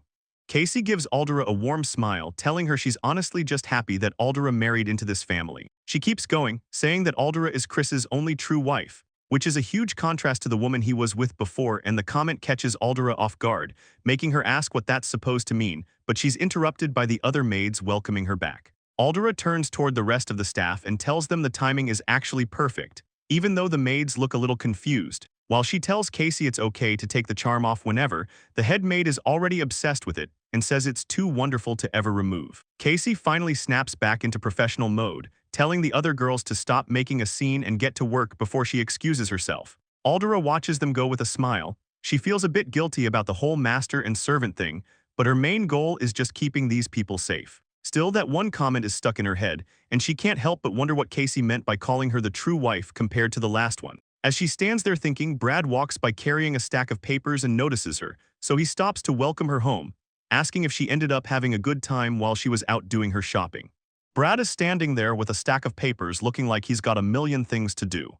And Aldera notices that creepy dark mist of exhaustion is all over him again, so she pulls out a necklace and explains it's a special charm made to keep that black mist away, which should help him from getting tired so quickly, while Brad just stares at it for a second, totally surprised, and asks if she's really just giving it to him like that. Aldera admits it isn't quite as powerful as the one the Duchess had, but she wants him to have it anyway, though Brad tries to be polite and tells her she should keep it for herself since she already has the other one in her room. He eventually gives in and thanks her a ton, even getting a bit over the top while promising he's never going to take it off. And even though Aldera points out that she's actually handing out the exact same charm to everyone on the staff, Brad just smiles and says he's happy either way. Moving on, Aldera asks if Chris is hanging out in his office right now, and Brad says he is, adding that the boss is definitely going to love the gift too. Aldera looks down a bit, softly saying she really hopes that's the case because she starts thinking back to when Chris told her she could just look at him like an older brother, making her feel like he doesn't hate her at the very least. She heads further into the house as the lights of the chandelier shine above, while someone nearby welcomes her back home. Aldera tells Chris she had a good time, and he asks if she really enjoyed her shopping trip as she smiles at him, happily mentioning that she actually brought back a gift for him. Chris seems surprised and asks if it's actually for him. So she explains it's a protective charm, holding up the bracelet and asking if she can put it on his wrist right now. He gives her a look and tells her yeah, that's fine, so she starts fastening it on him, mentioning she's just going to pour a little magic into the charm, and once it's set, she looks up at him and tells him it's all finished. Chris gives her a really gentle smile and thanks her for the gift, which makes Aldera's heart skip a beat. She just stands there blushing, totally caught off guard by him. She starts waving her hands around all flustered, explaining they match the ones the rest of the staff got because she just wanted to thank everyone for taking such good care of her. Chris looks down at the bracelet on his wrist, realizing it's exactly the same as the ones she gave the rest of the staff. But as soon as she tries to activate it, the charm sparks and snaps back, making him shout in surprise. The reaction is so intense that sparks literally fly through the air. Aldera stares at it, wondering if the charm is actually rejecting him. She starts to freak out internally, thinking about how he called her family and told her to think of him as a brother. Yet, she can't help but wonder if every kind word he ever said to her was just a total lie. Her face goes dark as she pulls away, calling him Lord Chris instead of brother, and asks him straight up if he's actually hated her this whole time. Chris looks completely crushed and asks what she's even talking about, while Aldera just feels like an idiot for getting her hopes up. Still, she knows she can't just walk away. Even if things are weird now, he was always kind to the original Aldera back then. She thinks about how much Noah needs his dad and decides she has to keep Chris safe no matter what. So, even if the magic tool won't create a bond between them, she reaches out and grabs his arm to take matters into her own hands. Aldera suddenly grabs Chris's hand and bites down hard, letting out a muffled sound as she draws blood. She makes the call to use his blood as a sacrifice to trigger her black magic, so Chris just stands there completely frozen, staring at her in total shock. Since the magic won't stay active on its own, she realizes she'll have to keep biting him to refresh the spell, leaving Chris looking pale as he whispers her name, thinking she looks just like a vampire. Aldera starts to realize that the old version of her actually had a crush on him, and it's really starting to get to her. But she knows his heart still belongs to his late wife, meaning her own feelings are going nowhere. She originally hoped they could at least be close like siblings, but now she just thinks he's a liar and decides to just view him as someone she needs around to protect Noah, because the kid is her only priority. Noah waves and calls out to her as she walks by, but she just keeps moving, feeling more distant than ever. Aldera puts on a brave face and calls out to Noah and Sina. Looking a lot happier than she did a second ago, Noah notices something in her hand and asks what it is. So Aldera explains that it's just a little protective charm. She says she wants everyone she cares about to have one and she's passing them out today, then asks Noah if he wants one too. The kid looks totally stunned, just repeating the part about being someone she cares about to himself. He lets out a huge yes with a massive smile on his face, looking like the happiest kid alive. Noah cheers while showing off the charm, so Aldera tells him he can take it off if it gets in the way, as long as he doesn't toss it, but Noah isn't having it, insisting he'll never take the thing off or get rid of it. Suddenly, Chris calls her name and reaches out, grabbing her arm before she can move away, and he just pulls her into a really tight hug right there in the garden. Chris tells her not to cry, which makes Noah wonder if she's actually upset, but Aldera just snaps back that she isn't crying at all. Aldera tries to play it cool and says she isn't crying, even though Chris calls her out on it while holding her. Noah watches them, promising he's going to study with Sina to get way stronger so the kid can be the one protecting her from now on. Aldera knows she shouldn't be tearing up, but she just can't stop herself, and the whole scene is a bit much for Chris, who gets ignored, while Aldera wonders if her heart is the one doing the crying. They start talking about how Sina is basically like a mom to them, which Noah asks about out loud, and Aldera totally agrees that she feels the same way. Then Noah gets a little shy and tells Aldera she's like a big sister to him, which completely catches her off guard since he keeps going, blushing hard while saying she's super kind and pretty before he suddenly freaks out and starts apologizing like crazy, saying he shouldn't have brought up her looks at all. Aldera is confused and asks why that would be bad, mentioning that her mother would be sad to hear him say that. So Noah explains that his own mom hated looking in mirrors because being sick made her feel like she wasn't pretty anymore. Aldera looks at him with so much warmth, telling him he's way too kind for worrying about that and that he really doesn't need to apologize. She finishes by telling him it actually makes her really happy that he thinks she's pretty and that he sees her as his sister. Aldera looks at the kid and tells him if he really sees her as an older sister, he should stop being so formal. She suggests that he just calls her Ardura from now on because she really wants the two of them to be close. Noah gets all flustered and tries to say her name, finally calling her big sister while mentioning she can drop the formal stuff with him too. The kid totally loses his cool and says he can't do it, so Ardura jokes that she'll just have to let him call her big sister since he's so insistent. Sina asks if she's coming along as well, and Ardura feels like her team is finally looking pretty solid, and 3 days later, a fancy carriage shows up at the front door to pick them up for the visit to Sarasa's place. Brad asks to go along as her personal guard, but Ardura tells him she's taking Sina instead. She needs him to stay behind and look after Noah. The guy looks down and hesitates, asking if he's even the right person to be protecting the young master after everything that's happened.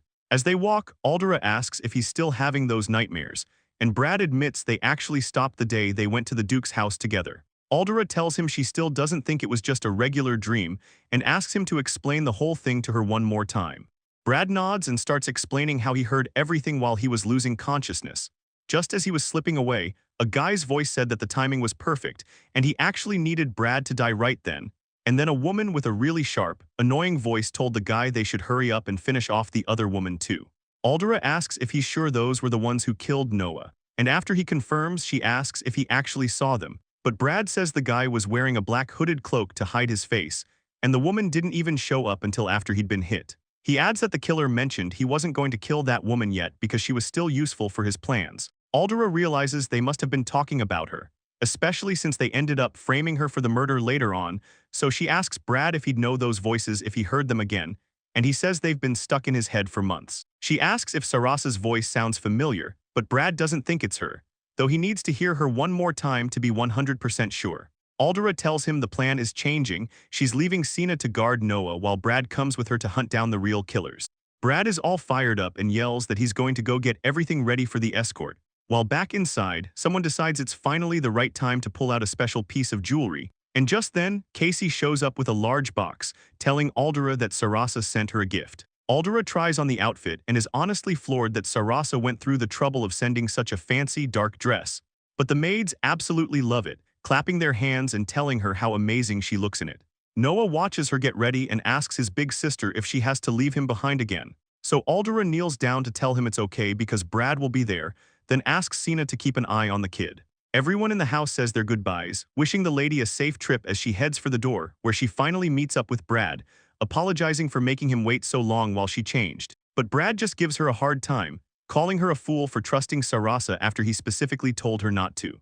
Brad doesn't waste any time and drops the blonde knight with a heavy kick. The guy is completely stunned while Ardura leans in with a cold smile, asking if he forgot her warning about calling her lady again. He can't believe how intense she is, and Brad keeps him pinned to the ground, screaming at him for being such an insolent brat to Lord Ardura. Ardura stands over him and offers a terrifying choice. She can either ruin his face or crush his dominant arm, and since he's a knight, she'll let him pick which part of his life to lose. But then she just laughs and says she's kidding, which lets the knight finally catch his breath as they start moving in the carriage, and once they're on the road, she gets serious and tells him to spill everything about his connection to Sarasa. She asks him to clarify the part about his sister being held hostage, and the knight quietly admits that's the situation. He starts explaining that his whole life changed the day his younger sister just suddenly collapsed on the floor. Luckily, Sarasa happened to be passing through their village and was able to treat her right then and there. The problem was that he couldn't afford the crazy fees a royal white mage charges, so he agreed to serve Sarasa in exchange for her help. Ardura starts thinking out loud, wondering if it's really a coincidence or if Sarasa set the whole thing up just to control him. The knight admits he thought the same thing, but he figured it was impossible since white magic isn't supposed to hurt anyone. Ardura points out that if black magic can be used for good, then white magic could definitely be used for something bad, and while she's talking, Brad is in the back getting way too hyped about some dark magic tools. The knight goes quiet for a second, looking like he's finally realized something important, so he drops to his knees right there in the carriage, apologizing as loud as he can for how disrespectful he's been this whole time. He looks totally starstruck, saying her threats were terrifying but also gave him chills, while Ardura starts wondering if her stepmother act actually went a bit too far. The guy is completely sold on her now and begs her to hire him right on the spot, but Ardura isn't having it and tells him flat out that she has zero reasons to actually give him a job. She warns him to stay away from Sarasa while he tries to defend her, saying the mage was probably just worried about him. But when Aldera asks if he's even useful enough to keep around, he gets fired up and promises he'll prove his worth to her. Aldera tells the guy he needs to prove his worth first, promising that if he actually turns out to be useful, she'll hire him. They arrive at the Jade Palace, where the staff is already waiting at the entrance to show them the way inside. As they walk through the halls, Brad notices the servants' outfits and asks what the deal is with the different colored stones on their collars. The knight explains that the blue stones are Sarasa's favorites, while the ones wearing yellow are just treated like regular staff. Aldera looks around at the people working there and realizes that every single servant in the building is surprisingly good-looking. She gets a bad feeling looking at the mage's aura, thinking that behind all that holy light is a really evil vibe that suggests a dark past. Brad asks if there are any rumors about Sarasa treating people badly, but Aldera admits she hasn't heard a single thing. The knight mentions that while the top-ranked members are permanent, the lower-level staff members cycle out pretty frequently, and he adds that most of these guys are just happy to have an easy life and a place to stay since they've got pretty faces. It sounds like a perfect setup, which just makes Aldera wonder why anyone would ever choose to leave a deal that good. Sarasa shrugs and says who knows, leaving Aldera looking pretty confused about the whole thing. Brad promises to look into it, while Prince Lawrence jumps in and says he'll definitely check it out too. The maid leads them forward, but then stops and asks that only Aldera go inside from there. Aldera says she gets it. She tells the two guys to handle the rest of their business while she takes care of things here on her own. Tea gets poured into a cup, as Sarasa tells Aldera how happy she is that she actually showed up. It turns out Sarasa is surrounded by top-tier handsome guys, basically running her own reverse harem in the palace. Sarasa compliments the dress, saying it looks lovely on her, but Aldera decides she's just going to pretend to drink the tea. Looking at Sarasa's smile, Aldera thinks about how gross it is that she treats people like pets and forces them into clothes. Sarasa asks if she can use a nickname and call her Al, and Aldera just tells her to do whatever she wants. Then things get awkward. Sarasa sets her tea down and asks if it's true that Chris actually hates her. Aldera looks on with a serious expression and simply says yes. The conversation continues with a guy mentioning how much Chris loved his first wife, while Sarasa adds she got tons of requests to treat her back then. Aldera asks if Sarasa was the one who actually did the treatment, and Sarasa brings up the son, asking if the former wife had won. Aldera immediately knows she's talking about Noah. Sarasa explains how she saw the kid would be handsome and demanded he serve her once he hit 16. When the wife said no, Aldera realizes Sarasa was basically holding a woman's life hostage just to get her hands on the kid. And Sarasa keeps smiling while admitting she purposely didn't heal the wife all the way. Aldera can't believe what she's hearing from this woman, thinking about how absolutely terrible the whole situation is. Sarasa notices the look and tells her to stop, claiming white magic is exhausting and she could actually die if she pushes herself too hard. Aldera just asks if that's how it is, and Sarasa says she's happy that she understands. Then Sarasa starts talking trash, calling Chris an awful person who only remarried Aldera because he was after her money. She leans in close, telling Al that it's okay now because she's going to rescue her, but Aldera knows for a fact that Chris isn't like that at all. Aldera thinks about how her own father hates her, but Chris is a completely different story. He's always been kind, treating her like she's actually part of the family. He was the one who saved her from that nightmare of a home, and more importantly, he stood his ground to protect Noah from Sarasa, so she's convinced there isn't a single person in the world as good-hearted as Chris is. Interrupting her thoughts, Sarasa holds out a jewelry box and tells Al to put it on. It looks way more like a collar than a necklace, and Aldera can tell right away it's a magic item, making her wonder what's actually going to happen if she follows orders. Sarasa creeps her out by saying Aldera will belong to her once it's on, which confirms it's a trap to start a master-servant contract. Looking at the magic flow, Aldera figures the bond between them doesn't actually seem that strong. The collar starts glowing bright right against her skin. Aldera feels a weird sensation and realizes the thing just drained some of her magic power. It all starts clicking as she remembers Sarasa's lie about white magic being so exhausting that it could literally kill her. Magic power is basically just a person's mental energy and willpower, but if someone drains too much of it, it can actually be fatal. Sarasa plays it off, saying her magic is only for healing, except the truth is that the collar lets a master suck the life out of a servant until they waste away. Brad mentions that the lower-ranked members with yellow stones seem to come and go as they please, though Aldera sees right through it. Realizing those people aren't leaving, Sarasa is just draining them dry. Later that evening, Brad shows Aldera to her quarters and tells her to use that room for the night, while Sarasa gives her a big smile and says she personally prepared everything so Aldera could get some good rest. Aldera takes one look at the place and wonders if this is really how people see her. The room is packed with stuffed animals and over-the-top frills. She collapses onto the mattress, completely worn out, and stares into the distance. She's pretty sure about how the collar works, but she still needs more proof before making a move. There's a knock at the door and someone lets themselves in, handing something over. It's Brad and Prince Lawrence. Brad asks Aldera if she's doing all right and wants to know how things went on her end, while Lawrence brings up some dark news. Apparently, everyone who leaves this place ends up sick, and Brad adds that rumors say people are actually dying or passing out on the job. Aldera takes a second to process everything. It's all starting to click for her. She figures out that Sarasa is definitely using those collars to suck the magic right out of people, and realizes the workers with the yellow stones are just being used as living batteries for Sarasa to drain whenever she wants. Brad is completely shocked when Aldera explains that if someone gets drained too fast, they'll literally die from the exhaustion. Lawrence starts to panic. He realizes his little sister is wearing one of those yellow stone collars right now, and Sarasa even lied to them, calling it a health charm. He loses his cool and starts charging for the door to go after Sarasa, but Aldera reaches out and tells him to hold on a second. She asks if he's still in contact with his sister, and he looks pretty stressed while admitting they've been sending letters back and forth. Aldera tries to settle Lawrence down, explaining that the collar on his sister was probably just a hostage move to keep him from running, but he's too angry to listen. He says he'll never forgive Sarasa and wants her dead. She tells him he needs to chill out, because if he actually kills a mage from the royal palace, neither him nor his sister are going to walk away from that. Lawrence looks pretty desperate and asks how she even plans on taking a woman like that down, but Aldera just gives him a look and says she's already on it. She smiles and says her plan is to basically become Sarasa's owner and give her some real discipline, which leaves Brad and Lawrence looking totally confused. It's late at the mansion and the moon is out, making everything quiet until Sarasa sneaks into the room while Aldera is lying in bed, calling out her name with a creepy vibe. Brad's guess about her showing up at night was spot on, and Sarasa leans in, telling Aldera she's going to teach her things Chris never did.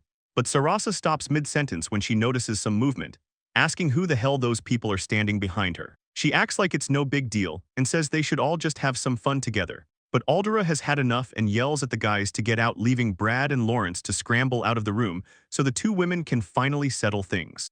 Brad and Lawrence suddenly drop to the floor, struggling to even breathe while Sarasa watches and asks what they think they're doing. She looks down at them with a smug face, reminding everyone that messing with her is basically an insult to the royal family itself. Brad clutches his head in pain as it clicks for him. He asks if she's forcing their bodies to heal so fast that it's actually causing them to shut down, and Aldera stares her down, asking if that's the same messed up way she tortured Lawrence's sister under the guise of helping her. She isn't just talking though, as she lets out a burst of energy specifically designed to lock Sarasa's magic away for good. The pressure disappears instantly, letting Brad stand up and fix his glasses while Aldera checks to see if the guys are feeling okay now. Sarasa stands there looking completely lost, demanding to know what kind of trick Aldera just pulled on her.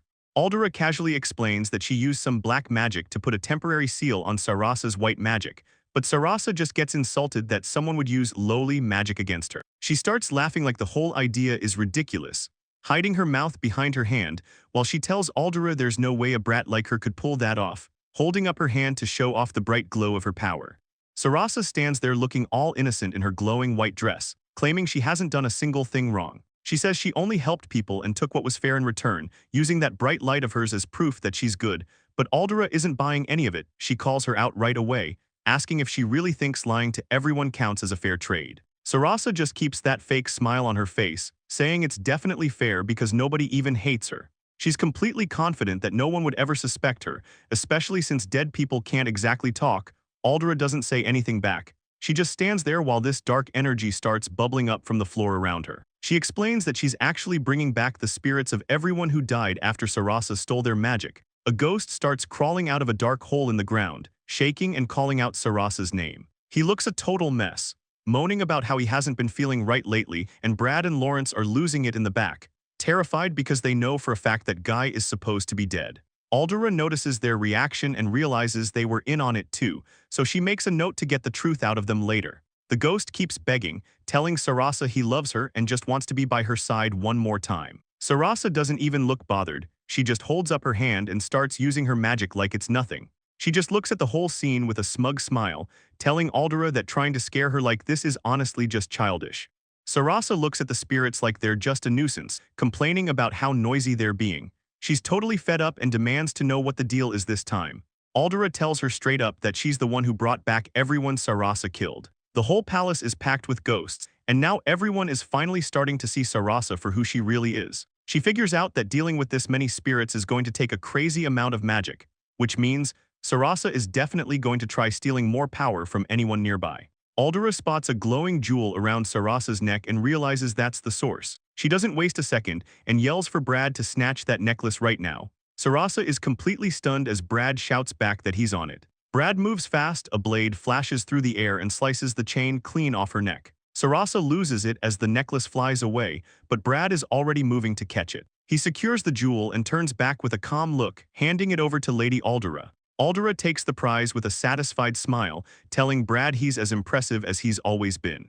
Sarasa is totally panicking, screaming at them to give her necklace back, but Aldera just ignores her, checking out the lapis and yellow stones inside the jewel. She figures out this was the thing controlling all those collars the whole time, and as she holds it, the magic tool starts glowing in her hand. Just then, the collar around Aldera's neck snaps right off. She just smiles and says it's finally over, leaving Sarasa standing there with her hands over her mouth, completely losing it because she can't believe her power is gone. Behind them, Prince Lawrence realizes his collar is gone too.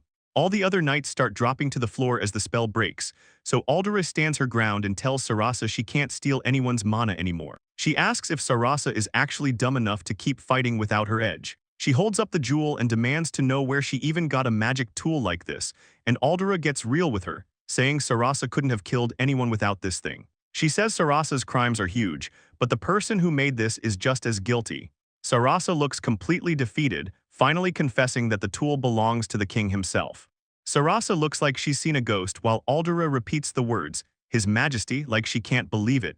The girl on the floor confirms she's talking about the actual king, and Aldera's just wondering what his deal is. Seeing Sarasa shaking like a leaf, Aldera figures she's not going to get any more useful info out of her right now. So Chris says she's getting what she deserves, making Sarasa freak out and ask if they're gonna kill her. Aldera tells her to relax, she's not killing anyone, just following through on that discipline she promised earlier. She holds up the magic collar and tells Sarasa they're starting with this, while the girl just begs her to stop. As she snaps the collar onto Sarasa's neck, Aldera gives her a little life lesson about not doing stuff to people that she wouldn't want done to herself. Next, Aldera tells Brad to help her put the rest of the collars back on the other two who are passed out on the floor, and she starts putting the pieces together. She realizes someone must have handed Sarasa that magic tool to use her magic, and that same person is probably the one who killed Noah. She's not letting it go either. She plans on using Sarasa to smoke out every single person involved in this mess. Prince Lawrence just stands there looking completely frustrated, knowing things are getting way more complicated. Aldera takes a look at the situation and realizes she doesn't really have much of a choice. She hands over the magic collar, telling the others they can control Sarasa and use her however they want, as long as they don't kill her. A voice yells at Sarasa, demanding to know how she could do something like that to their sister, while Sarasa just stays on the floor crying and apologizing. Cordial stands there holding the magic tool, but his hand is shaking like crazy. Someone notices and asks him what's going on. He looks pretty down, admitting that he hates the idea of forcing his will on someone who can't even defend themselves. Aldera just calls him naive for thinking that way, which makes Cordial sigh and call himself pretty useless. Suddenly, Aldera asks for his name. He looks up, a bit surprised, and tells her he's Cordial. She explains that since she and Brad are a bit too intense, having someone like him around is actually a good thing, so she tells him he passes the test. Cordial starts celebrating and cheering, but Brad isn't having it and tells him to stop being so casual with Lady Aldera. Brad grabs him by the collar and lifts him off the ground, telling him it's not the time for games while Cordial just begs for mercy.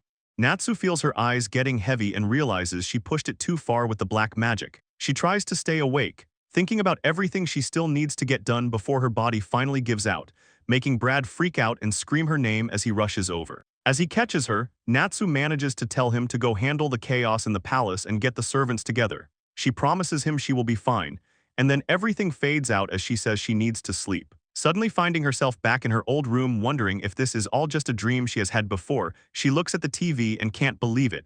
She sees herself as Aldera on the screen, with a voice cheering her on to keep going. Watching her own life play out like a show, she cheers at the screen, but then it hits her, and she starts questioning who the person sitting there actually is. She looks at the girl in the chair, wondering if it could really be the real Aldera watching her from the other side. Natsu wakes up back in reality, realizing she is in a dark, windowless room inside the Jade Palace. It makes her miss the Count's estate, thinking about the bright rooms and huge windows Chris had given her back when things were simpler. Natsu looks at the TV in total silence, wondering if everything she just saw was only a dream, but she can't shake the feeling that there's more to it. Thinking that if Aldera's soul is still out there somewhere, she really wants her to finally find some happiness. Just like how the period dramas she watched with her grandma always had a happy ending. Thinking back, she feels bad about biting Chris and knows it must have hurt. So she decides to find a better way to handle things from now on. Her body feels like lead as she lies there in the massive bed. Completely drained, Brad rushes over to the door and asks if she's finally awake, while Cordial peeks in from behind to check on her. She's still totally exhausted though, and just asks them to let her sleep for a little bit longer. She drifts right back into a heavy sleep, and this time there aren't any dreams at all. 2 days pass and Aldera tells Brad she's leaving the rest of the work at the palace to him, and he tells her he's got it. She leaves Brad to watch over Sarasa while she heads back to the Earl's estate with Cordial as her guard, and he offers to walk her to the carriage. Cordial walks behind Aldera and can't help but notice how much her vibe has changed, thinking back on how she used to have such a nasty attitude and a foul mouth. Brad's voice pops into Cordial's head telling him not to speak so rudely to the lady, so the knight admits that Senior Brad really whipped him into shape. Aldera looks back with a bright, genuine smile and tells him that's good, saying this way is much better. The knight is totally caught off guard by her expression, just standing there blushing and looking completely stunned. Cordial blurts out that she's way cuter when she smiles, but Aldera just gets annoyed and tells him to stop doing that. The carriage clatters along the road as they make their way back toward the estate. Inside the carriage, Aldera thinks about how Brad took care of all the chaos at the mansion while she was asleep. She had Sarasa tell the servants that the incident was just a mage attack against the royals to keep them calm, and noticed that the servants' collars just fell off on their own. She made sure the 3 of them kept acting like everything was normal, and thanks to the collar she put back on the Duke, he's been staying quiet for the time being, thinking that Brad really came through just like she expected. Now she just needs Sarasa to keep up the act so they can finally catch the mastermind behind everything. Brad asks about Sarasa's voice to compare it to the one from the dream. He points out the dream voice was way higher, which proves Sarasa isn't the one they're after. Aldera knows it won't be that easy and figures it has something to do with the king. She's also sure Sarasa was keeping secrets from them, so she wonders if even someone as good as Brad couldn't stop the attack, because the person behind it is royalty, leaving her with way too many questions and no clear answers. The carriage finally pulls up to the mansion, and someone announces they've made it back. Little Noah comes charging down the stairs as soon as he sees her, shouting a big welcome back to his sister. Aldera gives him a warm look and tells the kid she's home. Then she heads upstairs and knocks on the office door to let Chris know she's officially back from her trip. Chris looks up from his work with a kind expression and tells her welcome home, but Aldera doesn't buy the nice act for a second. She's looking right at him, thinking about how he actually hates her despite that smile. She introduces Cordial to him, explaining that while he used to be Sarasa's guard, he's officially working for her now. Chris listens to the explanation and just gives a simple nod, saying he understands the situation. Cordial introduces himself properly, bowing low while telling Aldera it's a total honor to serve such a beautiful lady. Aldera isn't having the flattery at all. She stomps right on his foot and tells him she already warned him to stop talking like that, leaving the poor guy yelping in pain and apologizing as she shoves him out the door, telling him to go introduce himself to the rest of the staff. Once they're alone, Chris looks pretty stressed and mentions there are still way too many problems to handle, so Aldera asks if he thinks she and Cordial are actually close. She seems a bit confused by the idea, but Chris tells her that from the look of things, they definitely seem to be. Chris says that's actually a problem and decides he's going to have Brad give Cordial some much tougher training. He also points out that she seems to get along with Brad pretty well too. Aldera smiles and agrees, saying Brad is a really capable guy who does a great job looking after her.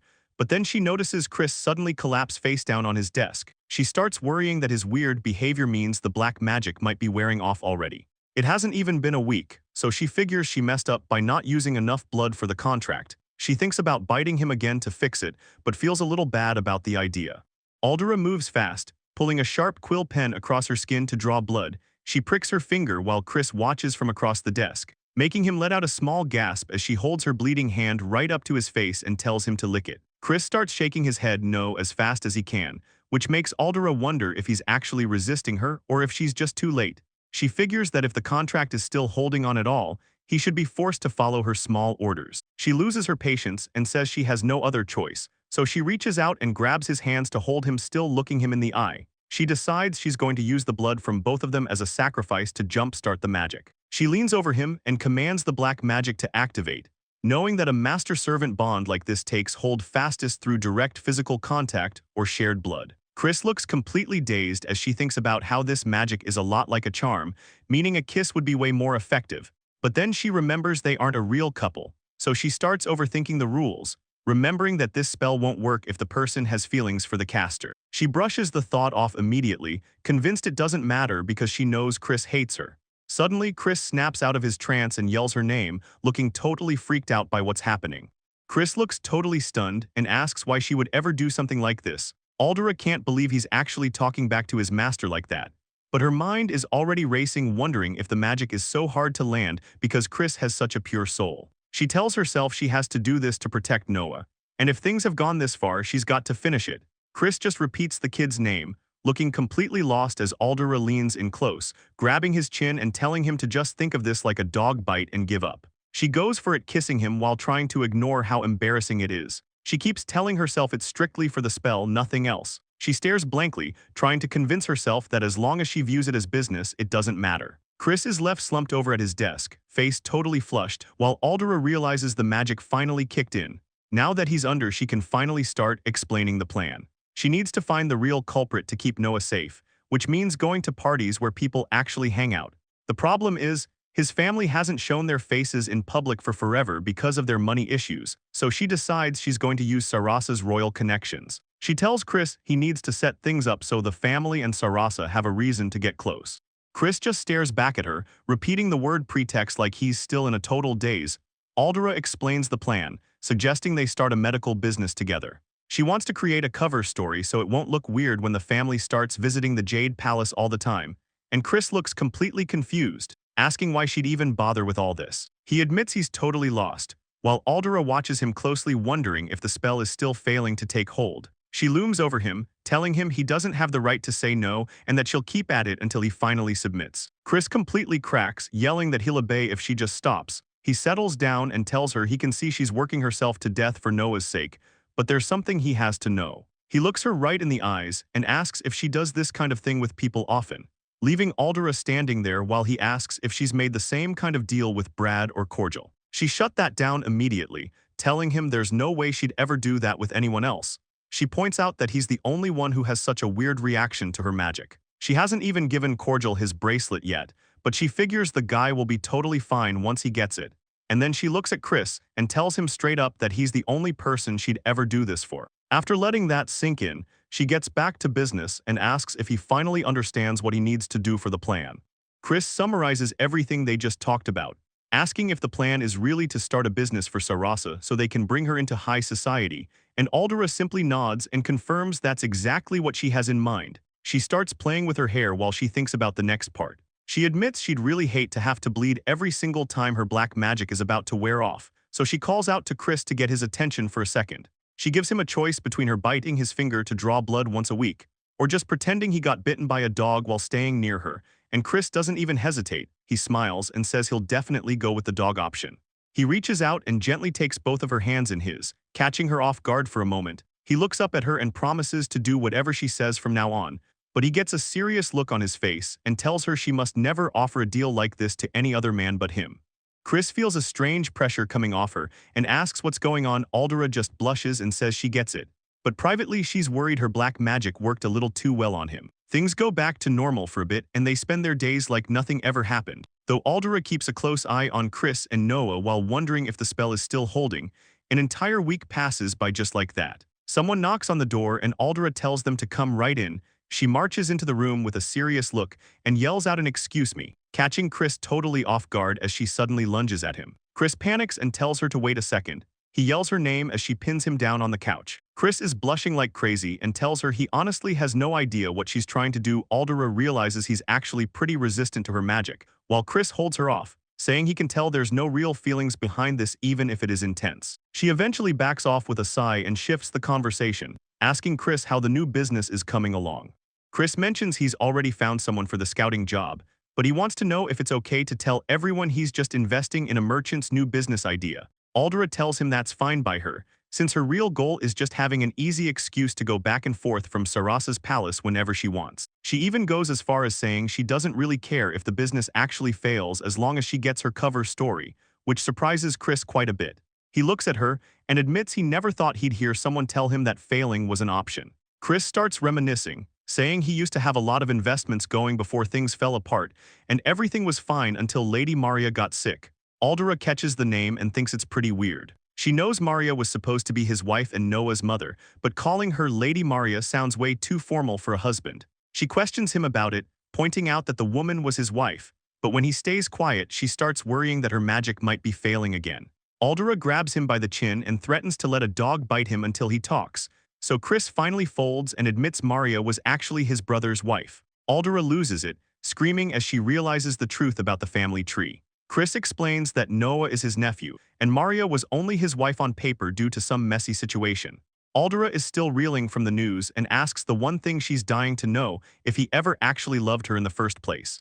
Chris keeps explaining the messy family situation, saying Maria only felt bad for him because of the trouble he caused. There wasn't any actual love there, especially since she was always in love with his brother. He looks pretty down as he asks Aldera to keep all of this a secret from Noah, wanting the kid to stay in the dark about the truth. And then Aldera starts spiraling, wondering if the rumors about Chris being such a devoted husband were just a big lie too, but before she can get too deep in her head, Chris calls out her name. He looks at her with this serious expression and starts talking about his weekly duty of being the one to protect Noah. But then he stops and asks if it's really okay for him to be the one handling all of this. Aldera tells him the result will be the same no matter what, so it's fine by her, but she's still confused why he's bringing this up so suddenly. Chris just looks away, admitting he doesn't really know what's come over him lately or why he's acting like this. But he finally confesses that watching Brad and Cordial constantly hanging around her has been doing something to him, and it made him realize he doesn't want to be her brother anymore. He's ready to drop the act for good. Aldera just stands there, thinking to herself that it's not like he ever really looked at her like a sister in the first place.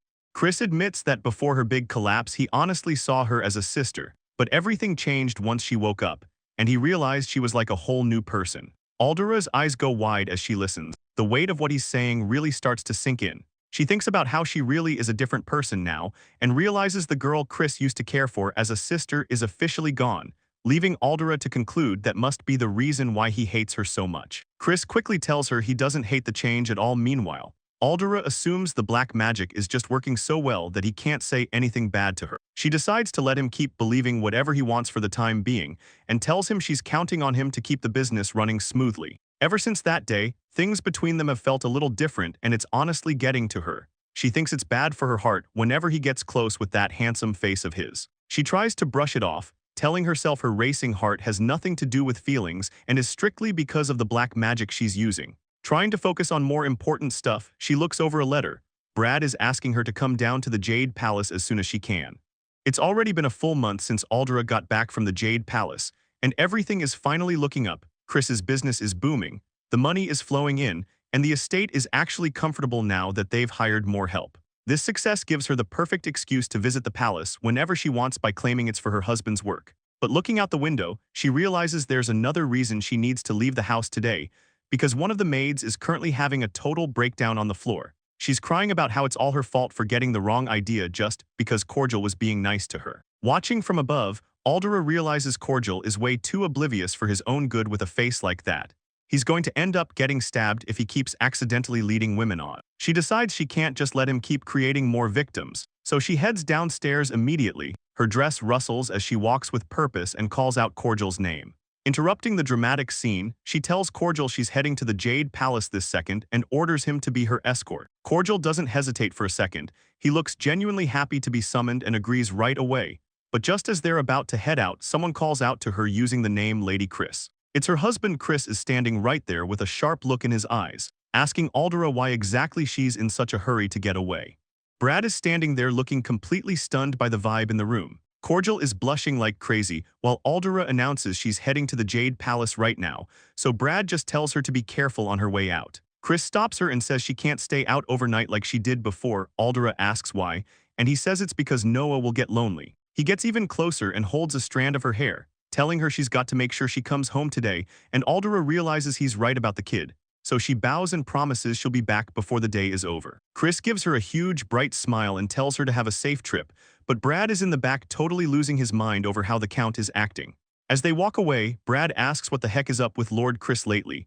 He tells her they're acting way too lovey-dovey, but Aldera just acts like it's no big deal. She tells him not to worry about it, which leaves Brad just repeating her words back to her while looking pretty tired of the drama.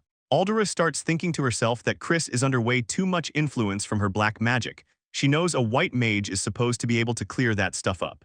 She decides that as soon as things get a bit quieter, it's probably best to have Sarasa come over and check on Chris. Brad catches up to Aldera and mentions that the Count just gave him a look that was honestly pretty terrifying, but Aldera doesn't seem bothered and just says it was a warning to stay away from his woman. Brad says that's impossible given the situation, but Aldera tells him they aren't lovey-dovey at all, so he can just relax.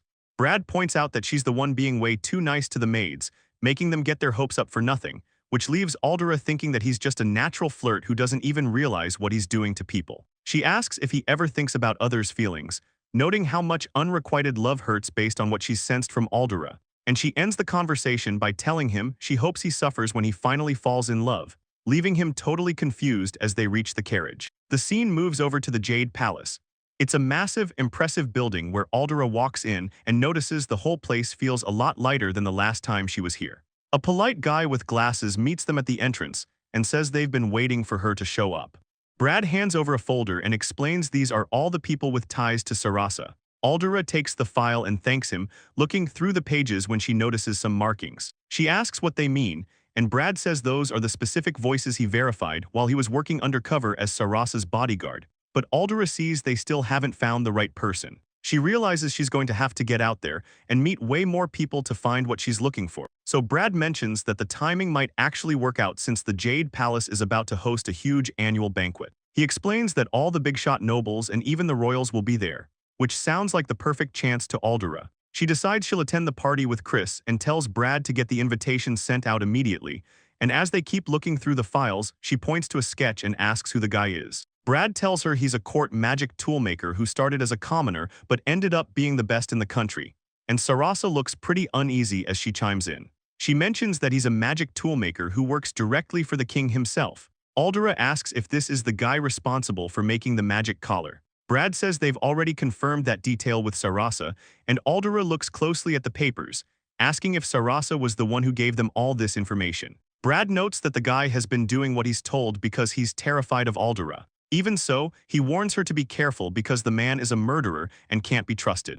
Aldera looks frustrated, noting that while Sarasa's crimes are way too heavy to ignore, she's protected by the royals. It means the regular laws don't even touch her, which makes Aldera really hate how this country runs things, so she decides she's just going to head home. Cordial starts panicking because he literally just got there and hasn't even settled in yet, but Aldera shuts that down, telling him he's staying right where he is. She explains that they need to keep him away from the Count's estate for a while to keep things safe, so Brad steps in and says he'll be the one to escort her back home. He points out a slight issue though, since he's also the guy supposed to be keeping a close watch on Sarasa, but he's already got a plan to bring his favorite horse along. He tells them he'll drop Aldera off and then speed right back to the palace to keep monitoring Sarasa, and Aldera agrees to the idea, leaving Cordial in a total state of shock. He can't believe they're actually leaving him there all by himself in the palace. Brad hands him a magic tool and tells him to use it if any trouble pops up.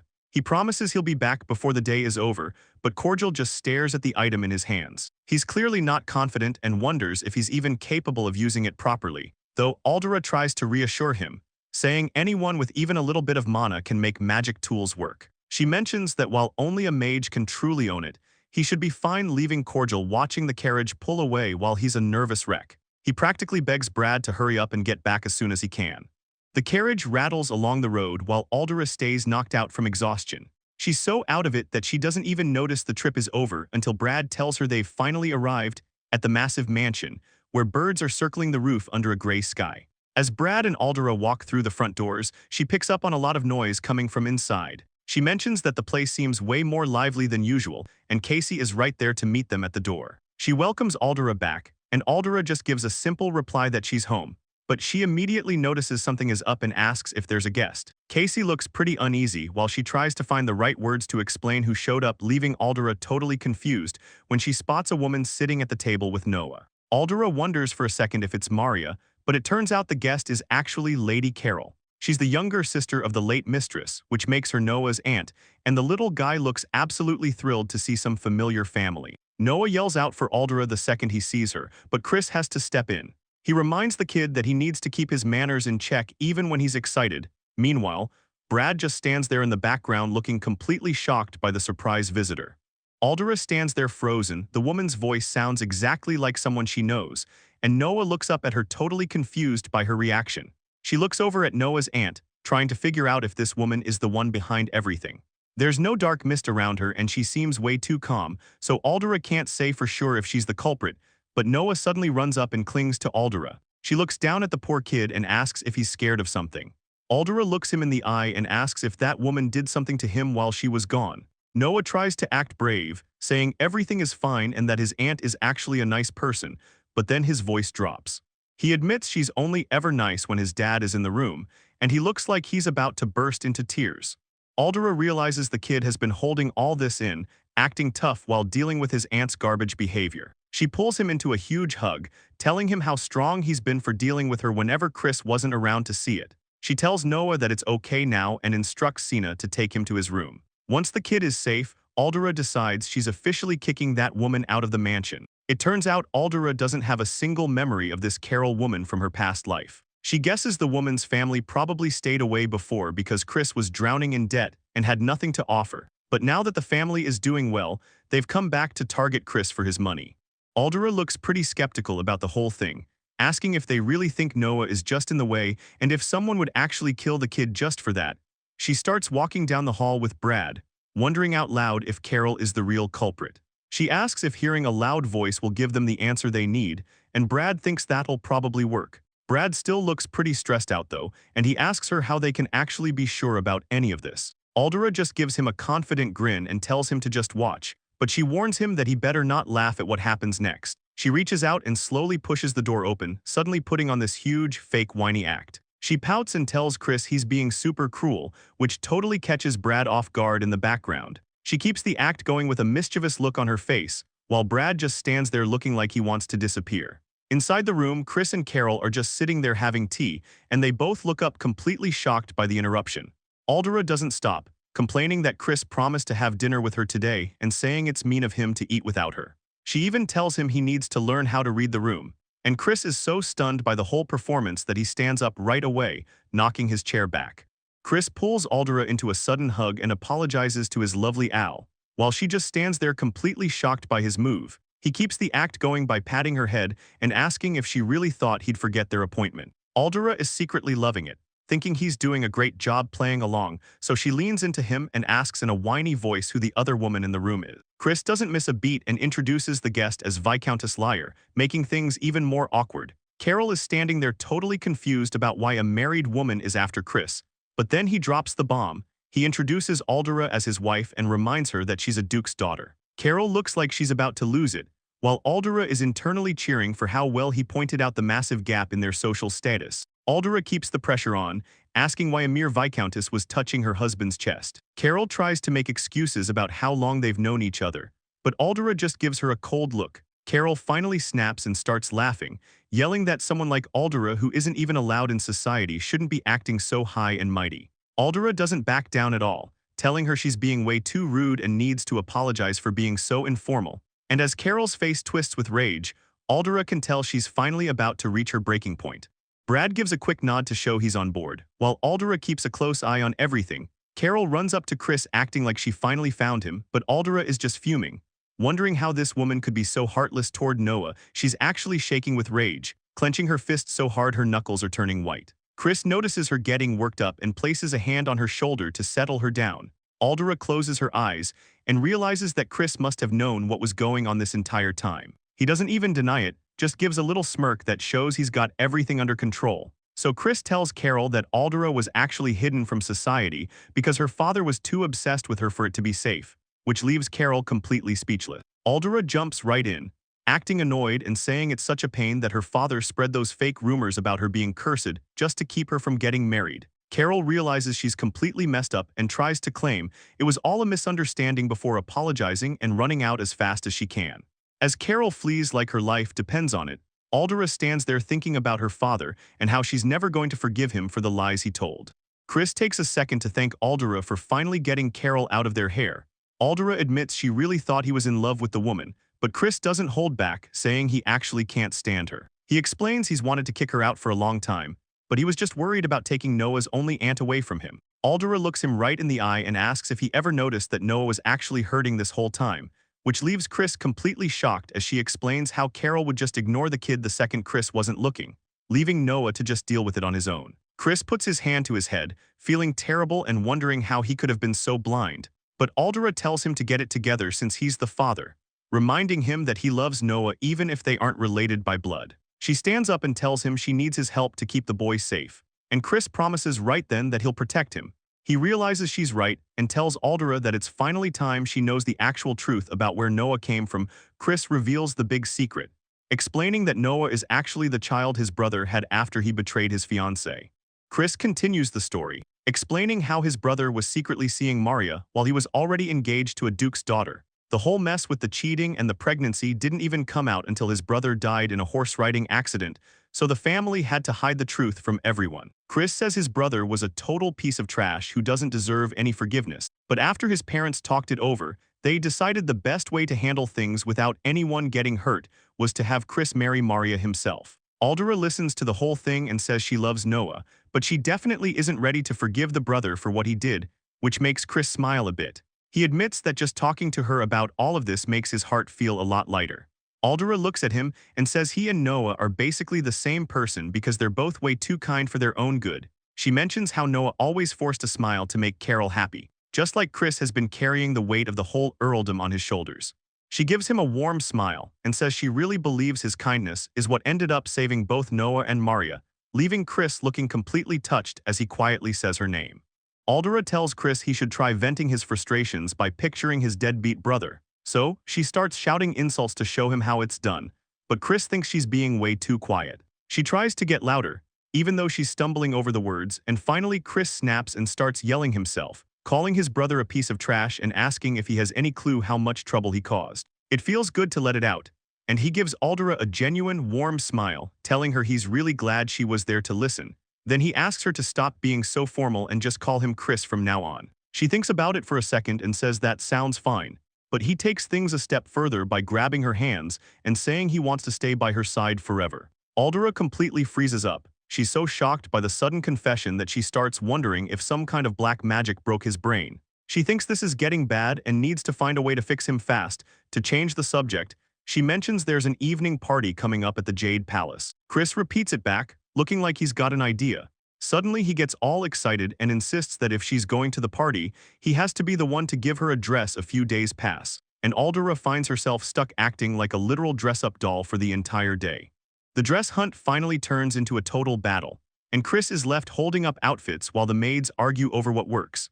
Casey ends up winning the debate by picking the perfect dress, and Aldera realizes she still needs the right accessories to finish the look and pay the price for her black magic. She remembers she has to go grab her brooch too, so she decides she'll just head out alone since she doesn't have an escort. Chris catches her leaving and asks where she's going, but next thing she knows, he's followed her right into the carriage. He just sits there with a big blushing smile on his face while they head toward the palace. Aldera watches him and starts worrying about how messy things are getting. She knows he's only acting like this because of her black magic, and she tells herself that once they finally save Noah and this is all finished, she'll break the spell and set him free.